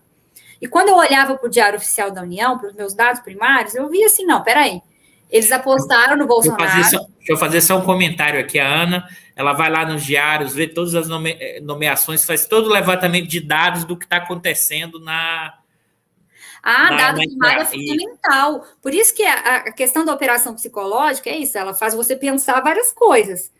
Você tem que ir na realidade, ver os dados como eles são, assim, nesse ponto. Eu adoro os economistas com as suas planilhas de Excel, eu também tenho as minhas na ciência política, e essa ideia mesmo, né, assim, a partir do momento que você tem uma teoria, você tem que testar ela, para ver se ela se comprova.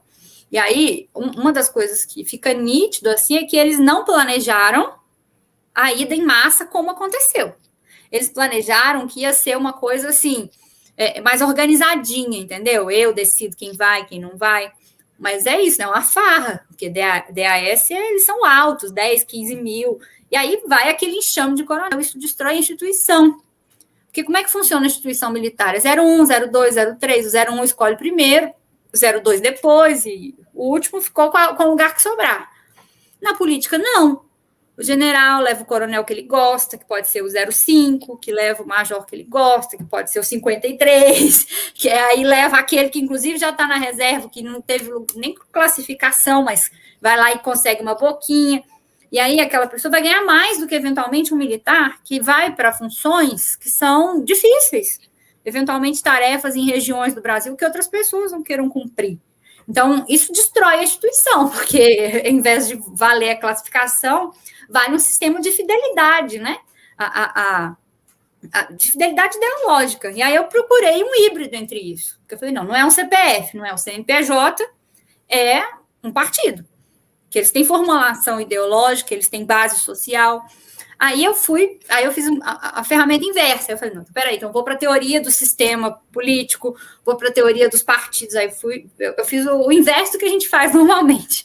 A gente normalmente parte da teoria para procurar uma expressão mais didática. Eu achei a expressão didática, aí eu fui testar ela na teoria. Aí a gente foi mesmo na teoria clássica da ciência política sobre partidos, para ver se aproximavam mais de um partido de massa ou de um partido de quadros, para tentar estudar e entender um pouco o impacto desse partido no sistema político, e aí vira a parte mais acadêmica mesmo imagino que sejam os artigos que você deve ter tido acesso. E aí a gente foi fazer teste mesmo de dados. Para fazer os testes, a gente usou as nomeações do núcleo duro do governo. Então, por exemplo, entre nós, que estudamos mais essa área, tinha uma divergência. Tem um comprometimento. Quem que são os bolsonaristas? São generais ou são soldados? Tinha essa discussão entre nós. Falei, olha, não dá para eu mensurar quem é bolsonarista, porque essa é uma dimensão que seria de autodeclaração política. Mas dá para eu mensurar quem manda no governo Bolsonaro. Porque isso é só ver quem está ocupando os cargos de livre nomeação do presidente. Aí fica nítido que são os coronéis e generais. É isso que está dando na CPI agora também, né? As denúncias todas envolvem essa patente intermediária. Aí você vai procurar, não, mas cadê os policiais? Aí estou fugindo das Forças Armadas, estou indo para as forças de segurança. Sem problema, não pode fugir. Não tinha, né? Tinha um do Rio de Janeiro. Aí eu falei, gente, mas a vida inteira eu passei com a turma falando na minha cabeça de que a base do deputado Bolsonaro era uma base das polícias militares do Rio de Janeiro.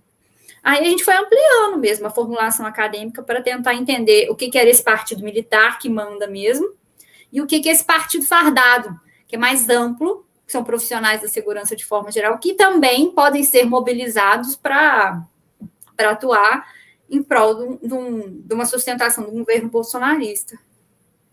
A gente foi pelos dados da nomeação.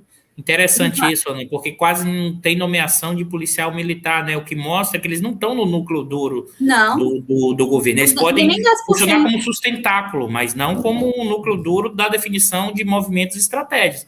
Ou seja, são os militares mesmo, e o que, como você meio falou, o que está aparecendo agora na CPI. Inclusive, vários lados da discussão lá da vacina, né?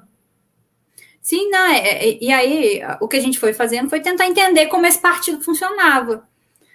Se são coronéis e generais, porque o partido replica a forma de organização das Forças Armadas. Então, isso funciona também por hierarquia e disciplina. É um partido de quadros no sentido ideológico, é um partido que não está muito preocupado com registro no TSE, então ele usa legendas mais fisiológicas para lançar candidatos. Aí a gente usou um pouco de teoria geral dos partidos políticos mesmo. Tá. Eu acho que isso é útil para a gente pensar, porque aí a gente não se surpreende quando eles fazem alguma coisa. Por exemplo, fica todo mundo assim, eles vão sair do governo. Fica assim, gente, imagina, eu sou de um partido, eu combino com um cara que é do meu partido, ele é eleito presidente. Eu ocupo os principais cargos do governo. Eu estou no núcleo decisório da política. Aí eu vou sair do governo? Pensa se o PT ia sair do governo, se o Lula fizesse uma coisa que eles discordassem. Pensa se o PSDB ia sair do governo, se o FHC fizesse uma coisa que eles... Claro que não. Então, assim, eu acho que ajuda um pouco na didática. Embora uma ressalva importante, Eduardo, por que partido militar não pode existir? Inclusive pela nossa legislação. Trabalhador vota em trabalhador, liberal vota em liberal, banqueiro vota em banqueiro. Militares têm armas. Os outros não têm. Então, eles não podem participar do jogo sobre as mesmas regras que os demais. Não existe essa coisa, não, então militar vota no partido militar. Porque isso, a partir do momento que você tem armas, você tem direitos e desvantagens. E uma desvantagem que eles têm é essa mesmo, assim, eles não podem participar politicamente porque, em última instância, as armas impõem a força. Esse é um ponto interessante que você trouxe, Ana. Eles hoje se comportam como partido, mas não tem sentido eles existirem como partido, porque eles têm uma vantagem gigantesca, que é o instrumento de força que são as armas e a capacidade de atuação, ou seja, não, eles existem formalmente hoje, vamos dizer assim, no concreto. Empiricamente, né? Empiricamente eles existem, mas, na verdade, você tem que criar instrumentos para não a existência de um partido militar. Porque essa história... Senão você não tem democracia. Não dá para ter as duas coisas ao mesmo tempo. Porque não, mas aí eles também são representantes da sociedade. Mas eles têm as armas.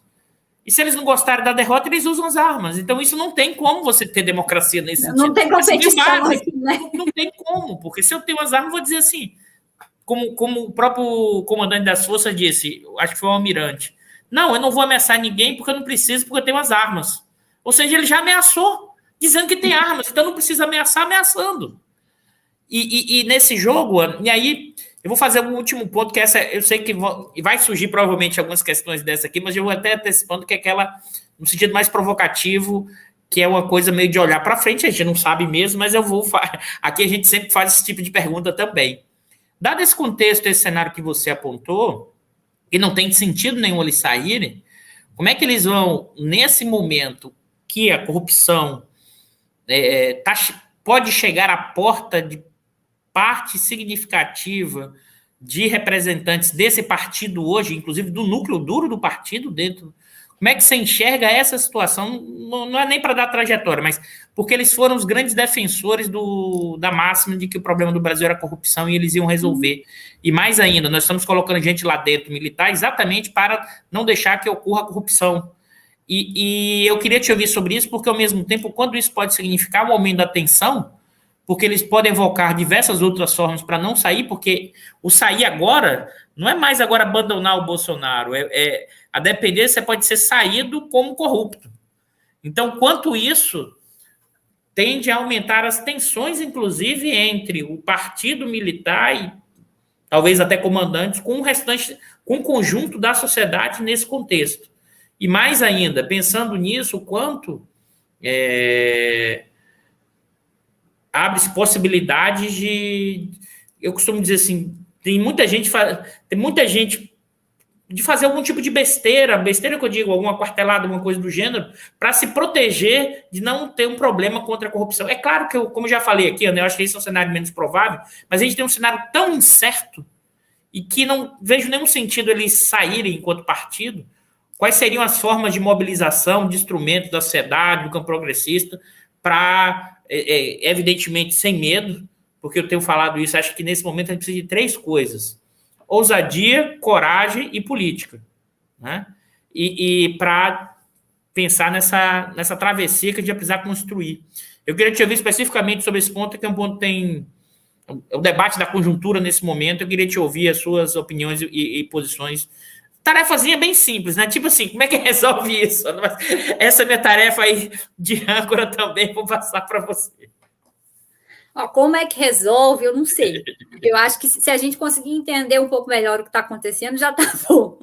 E eu acho assim que esses movimentos, seja da questão da corrupção, seja da péssima condução da pandemia, porque agora a corrupção está na pauta por causa da CPI, mas para mim o crime principal continua sendo o genocídio.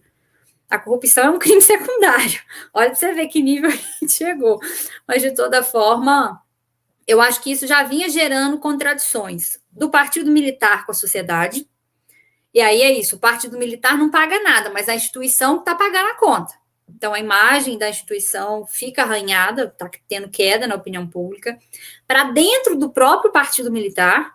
Então, é isso, eu acho que é um partido coeso ideologicamente, do ponto de vista de pensar, por exemplo, é um partido óbvio, contra a esquerda, contra o petismo, o feminismo, o onguismo, o lulismo, qualquer outra coisa que as pessoas deem o nome, mas é um partido também que não é idêntico, né? Nem todo mundo pensa igual. Então, eu acho que uma parte desse partido militar procura uma terceira via, assim como a burguesia interna brasileira também procura uma terceira via, eu diria que até o Biden procura uma terceira via, que ainda não se mostrou viável.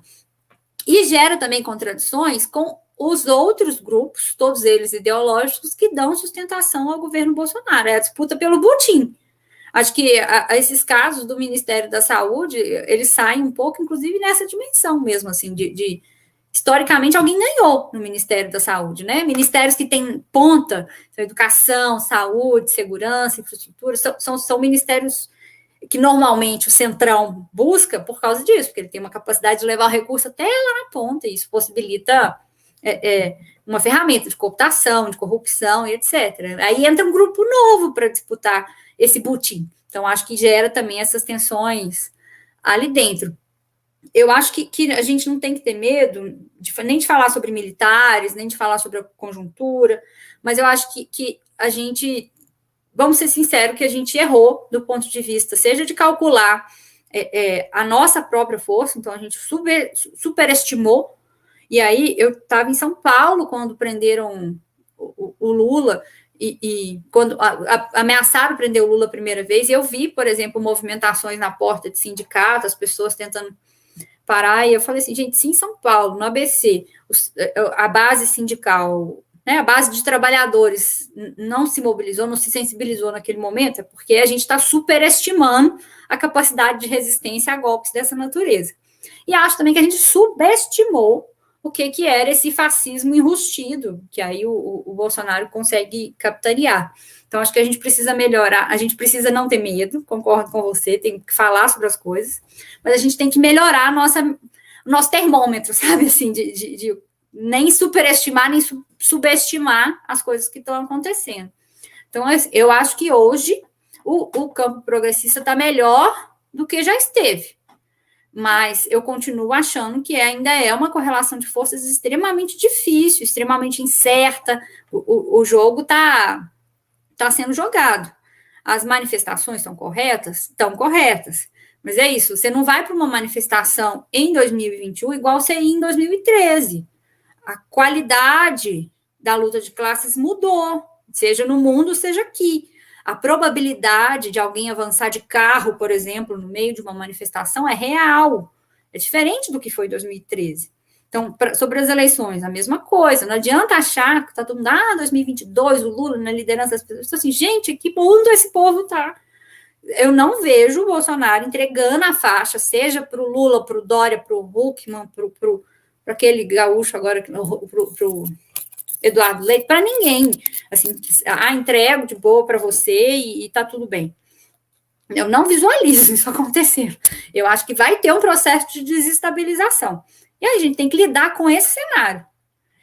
Se vai ser antes ou depois das eleições, essa desestabilização depende muito da correlação de forças. Então, acho que a gente viveu períodos históricos em que você fazia a correlação de forças, aí era engraçado, que você fazia análise de conjuntura esse mês, aí mês que vem você fazia uma análise de conjuntura que era quase igual ao do mês passado, e aí você ficava o ano inteiro repetindo a mesma análise de conjuntura, só mudando os dados.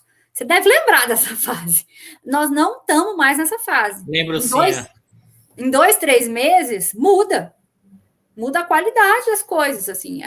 No nosso caso, mudou concretamente.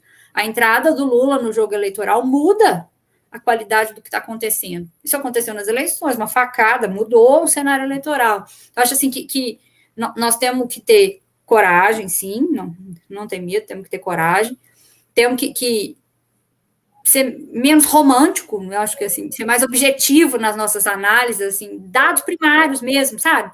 Poxa, que bando de marxista que não vai nos dados primários, como assim? A gente precisa voltar a fazer pesquisa raiz, já que aqui a gente está numa live raiz também. Acho que tem essa dimensão e Acho que a terceira dimensão já que você trouxe 3, eu diria que o tamanho do inimigo é o que determina o tamanho da nossa frente política. Então, você amplia a frente conforme a força do inimigo. Nesse momento, a gente tem um fascismo desestabilizado diante de uma direita liberal aí que está tentando construir a terceira via, né? Eles estão procurando candidato, procurando correlação, procurando, inclusive, ver se o Bolsonaro vai continuar no jogo ou não vai continuar no jogo, porque aí uma terceira via vira segunda via. Então, acho que a gente vai ter que ir acompanhando o jogo jogado mesmo, Eduardo. Nós vamos trocando figurinha daqui até lá. Beleza, Ana. Antes de passar para as perguntas, agradecer. Depois vou agradecer de novo, mas muito boa a intervenção da Ana. Com certeza. Eu aprendi muito, quem está nos assistindo também aprendeu muito. Eu vou já agradecendo, Ana, mas eu vou começar agora a série de questões e perguntas aqui do pessoal, e depois a gente volta de novo para a gente fechar. Deixa eu achar uma caneta aqui. O Matheus, Ana. Boa noite, Eduardo e Ana. Em que medida a lei da anistia e o papel constitucional de tutela das Forças Armadas sobre o Estado brasileiro constituem um entrave para a democracia no Brasil?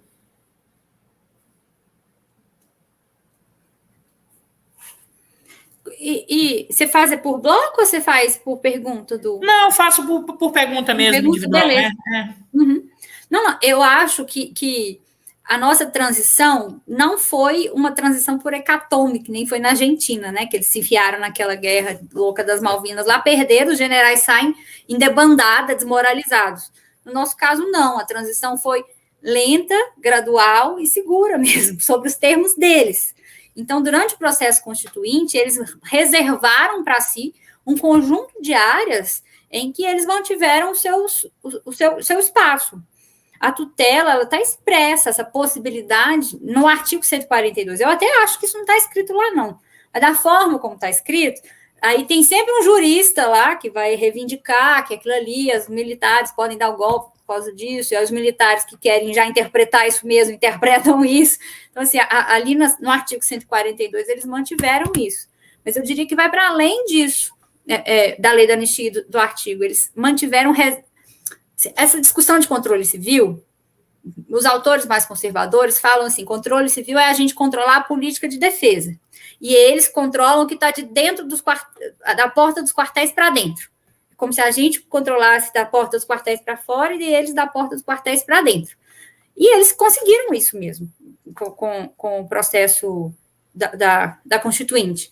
Eles que controlaram todo o tempo, com o governo petista, do PSDB, com Itamar Franco, do quartel para dentro, eles sempre decidiram.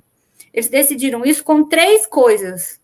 Eles mantiveram para si um sistema de educação, que está dissociado, o resto a gente não tem um sistema de educação só no Brasil, você tem 4 sistemas de ensino, um para cada força, eles não têm nem o mesmo. Você tem um para o Exército, um para a Aeronáutica e um para os civis. Eles mantiveram a justiça militar, e aí a gente está vendo agora essa discussão toda, né? De aonde um militar corrupto deve ser julgado, porque isso é um crime militar? É um crime contra a honra, contra os valores que ele... Mas é um crime civil, contra a administração pública também, né? E a dimensão da inteligência. E aí eu faço ideia dos relatórios que eles têm sobre cada deputado, né? Eles devem andar debaixo do braço com aquela ficha corrida, assim, de o que cada um fez. Para além disso, né, o sistema de vigilância, espionagem, controle de dados, a gente estava aqui falando. O problema, Ana, é que agora os políticos também sabem o que eles fizeram no verão passado, né? Vai dar uma confusão isso. Não, eu acho que nesse sentido, assim, talvez o que o governo nos ajude a pensar um pouco é que não adianta varrer para o tapete o que ficou de herança autoritária, achando que as coisas são progressivas, assim, que a gente vai consolidando a democracia, vai consolidando a justiça social. Então, acho que ficaram enclaves autoritários com o processo da Constituinte. A anistia, a discussão da Comissão Nacional da Verdade é uma dimensão, mas é só uma dimensão. Tem muitos outros enclaves que eu considero mais centrais, inclusive, para o processo de intervenção deles na política, que são esses 3 que eu estou pontuando. Eu acho que a Comissão Nacional da Verdade, a anistia, isso gera para eles uma narrativa, igual gerou em 1935. nós vamos combater os comunistas. A gente não tem comunista. Assim, vamos ser sinceros, né? Assim, não é uma ameaça internacional que paira pelo ar e vai ter um golpe comunista. Eu fico imaginando meus colegas da universidade todos sendo classificados como comunistas. Alguns devem estar arrepiados até hoje sendo classificados como comunistas. Mas depois que o Leonardo DiCaprio foi classificado como comunista, eu achei uma boa ideia. Não, se o Leonardo DiCaprio tá, eu tô junto. A Xuxa, né, agora também, recentemente. Mas fechei o parênteses da brincadeira, mas eu digo isso porque eu acho que as pessoas dão muito peso para a Comissão Nacional da Verdade, nesse processo deles terem voltado para a política, e eu acho que tem outras coisas que talvez tenham sido mais importantes do que a Comissão Nacional da Verdade, já que ele trouxe a questão da lei da anistia, né? Tá. Deixa eu ver. Viajante intergaláctico. Professor Dudu. Professor Dudu diz que é necessário uma refundação do Brasil. Ou seja, instituições como as nossas Forças Armadas devem ser refundadas, Ana? Esse que é o ponto. Ou seja, é também necessário uma refundação das nossas Forças Armadas, da defesa? Eu entendo que sim, viajante intergaláctico. Mas eu acho que isso está conectado com o processo de refundação do Estado. É porque tem gente que traz assim, a gente tem que refundar as Forças Armadas, a gente tem que pegar as Forças Armadas e jogar no ácido. Isso não existe, assim, não é as Forças Armadas, elas não existem fora do Estado.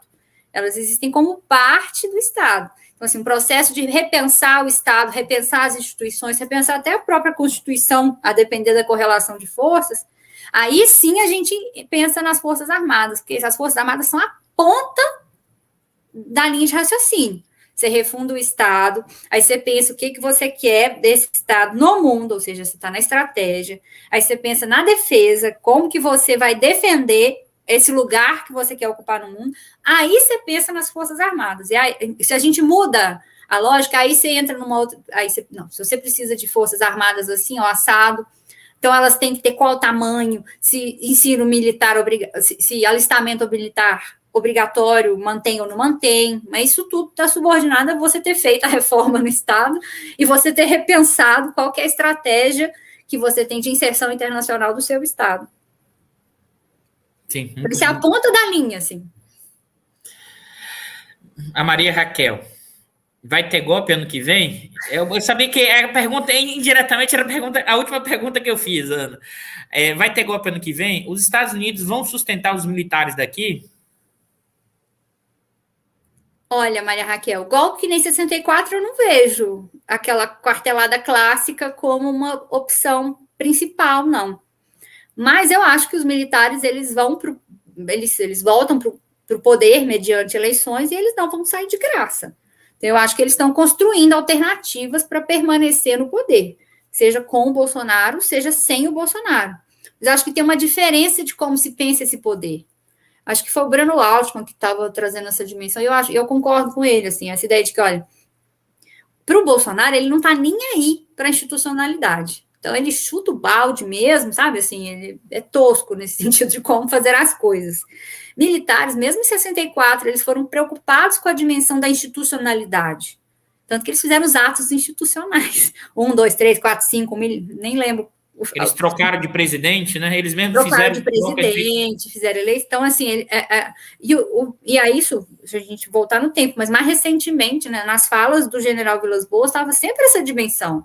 Não, a gente está aqui para defender a legalidade, a legitimidade, mesmo se for uma legitimidade que eles tenham inventado, uma legalidade que eles produzam, mas eles têm um cuidado com a forma, bem diferente do cuidado do jeito Bolsonaro, que é esse, chuta a porta e tanto faz. Então, eu não visualizo uma coisa no sentido do que foi 64, embora eu também não veja ele saindo do poder. Sobre o Biden, eu acho que ele veio aqui, ele olha assim, e ó, esse continente está instável. A gente tem, na América Latina, governos que não se alinham aos Estados Unidos.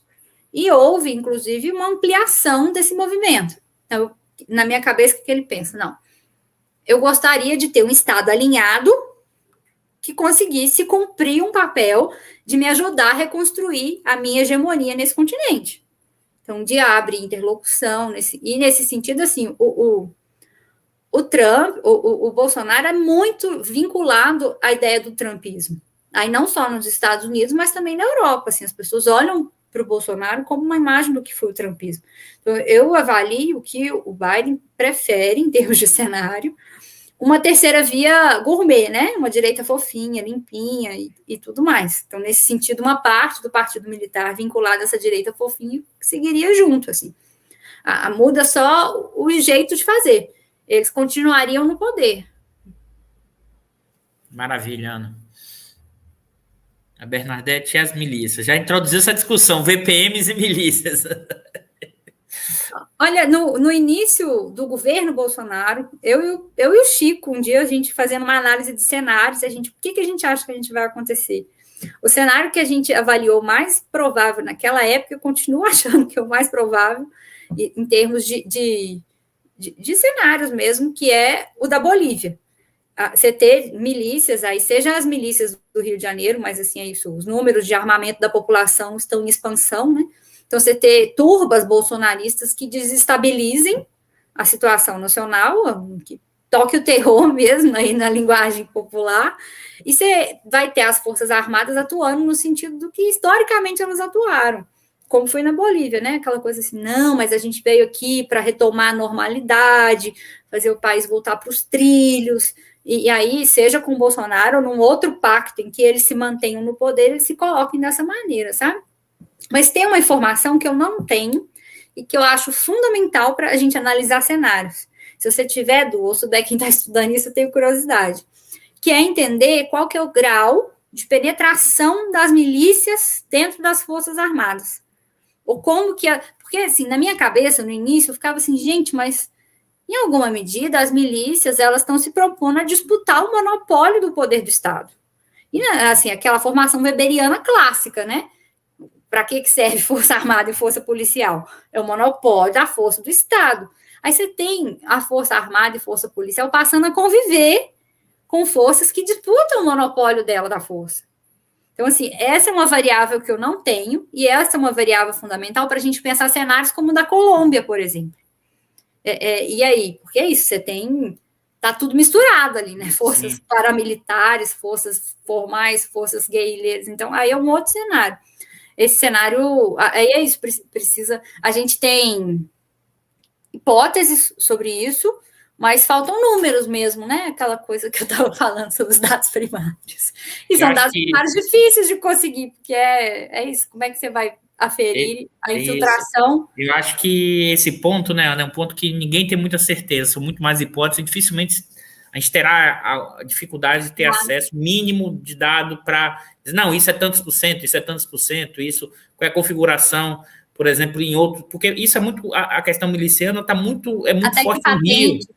Isso, patente, mas é muito forte no Rio, mas será que em outras regiões é tão forte assim? Ou seja, tem muitas especificidades que ao mesmo tempo o seguinte também, mesmo nessa coisa do golpe à la Bolívia, é o quanto também você teria, é sempre um ponto que eu coloco aqui, o quanto você teria capacidade de articular de forma simultânea várias forças policiais e os governadores não teriam capacidade de fazer contramovimentos, sabe assim, claro que isso pode acontecer, mas na Bolívia não foram forças policiais, né?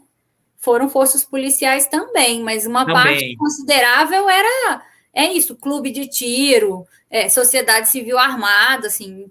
Aí, na verdade, o principal é você tocar o terror, você desestabilizar o cenário, porque aí as Forças Armadas resolvem.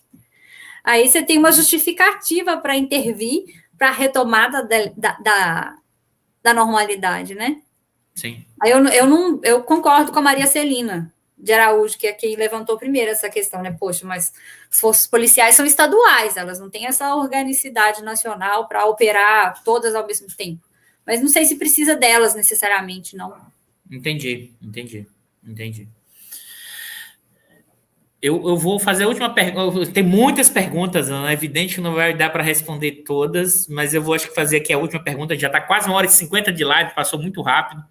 A Luísa está perguntando aqui, Ana, o recrutamento obrigatório das Forças Armadas é para garantir mão de obra gratuita, baixo custo para uma classe dominante verde-oliva? Não pensaria por aí não, Luísa. Vou refletir. Eu penso a questão do recrutamento não necessariamente como mão de obra, mas mais no sentido deles continuarem se colocando enquanto o parâmetro mesmo de organização da sociedade, sabe? Aquela coisa de, olha, aqui a gente forma os verdadeiros homens, aqui a gente transmite valores, e a gente vê que isso funciona. Porque você vê gente que fez serviço militar, ou seja, só um ano, 30 anos depois falando assim, não, eu já escutei isso aqui no interior. Não, mas foi lá que eu aprendi a ser homem, foi lá que eu aprendi a arrumar a cama. A minha vontade é desgarrar o homem que fala um negócio desse, né? Porque gastou 18 anos para ele aprender a arrumar a própria cama. Imagina um negócio desse. E foi aprender isso no exército, com a gente pagando para ele aprender a arrumar a cama. Mas fechado parênteses, assim, eu vejo muito mais como uma ferramenta de construção da influência deles na sociedade geral do que nessa ideia mesmo de mão de obra, do que precisa, do que não precisa, sabe? Não visualizo por aí, não. Vou pensar. Tá, não interessante esse. Mas é isso, Ana. A gente agora. Pessoal, desculpe que a gente teve muita gente que fez muitas perguntas, Ana. A gente não consegue todas, tem várias discussões, questões, mas a gente já está com quase 1h50 de live na sexta-feira. A gente já explorou bastante a Ana aqui. Eu queria novamente agradecer muito, fazer agora o papel de youtuber. Quem gostou desse vídeo, compartilhem. Marque o sininho, compartilhem com os amigos, coloquem essas informações para rodar. Eu acho que a live aqui da Ana foi muito, muito, muito, muito boa. Desbastou muita coisa, deixou muito claro questões. Foi muito boa. Queria novamente agradecer, Ana, realmente pela presença. E vou passar você para as palavras finais. E logo a gente chama você de novo. Realmente aprendi muito e acho que o pessoal do Diário aqui também aprendeu muito. Eu só tenho a agradecer, Eduardo, assim, o convite. Eu acho que nós dois aí também, a gente tem várias agendas em comum que a gente tem que aprofundar, explorar. Então, acho que eu já escutei você falando algumas vezes, acho que você deve ter percebido que tem um conjunto de possibilidades de coisas juntas. Eu fiquei muito feliz mesmo com o convite, seja pelas pessoas que você sempre traz aqui, então me sinto muito honrada mesmo, e seja, de fato, porque eu acho que você é um intelectual super comprometido e é um intelectual mais jovem do que essas nossas referências que pensam defesa nacional, que estão todas assim acima de 60 e alguns, né? Então, eu fico feliz de ter outras pessoas assim que eu vejo que a gente vai construir coisas junto aí por 20, 30, 40 anos. Então, fico muito feliz mesmo pelo convite, me coloco à disposição, seja no Instituto Tricontinental, gente, que os nossos textos ficam lá. Eu publico muito também no Jornal Brasil de Fato, essas coisas mais curtinhas ou mais conjunturais, normalmente eu ponho lá, ou no Grupo de Estudos em Defesa e Segurança Internacional, que é o GEDS, que é vinculado à Unesp, tem uma turma também da Unicamp, da PUC de São Paulo. Nós somos muitas mulheres, inclusive. Então, esse não é um tema para meninos, viu, meninos? Venham também para discutir defesa, segurança, forças armadas, estratégia, que acho que só a entrada das mulheres nesse debate também muda um pouco a lente, a perspectiva, que a gente olha para a guerra e para a paz. Ana, muito, muito. Ana, até perguntaram se você tinha Twitter, mas você está nas redes sociais, Ana, para o pessoal te seguir. Eu não tenho Twitter. Twitter não. Perguntaram de novo, mas você tem Facebook, eu sei, então. Tenho Facebook. Tem Facebook, a Ana posta lá os artigos que ela produz também. Então vão lá, peça o convite para a Ana, de amigo, para acompanhar a Ana dos documentos e também, como a Ana falou, Tricontinental, e GEDES, que tem feito um fundamental com a análise de conjuntura e análise da questão da defesa brasileira. Ana, novamente, muito, muito, muito obrigado. E você trouxe um ponto que é fundamental também, que é a discussão das mulheres também na defesa, em todos os espaços. Eu acho que isso é importantíssimo. Acho que é isso. É isso, pessoal. Obrigado, Ana. Boa noite. Boa noite, bom final de semana e se cuide, pessoal. Isso aí.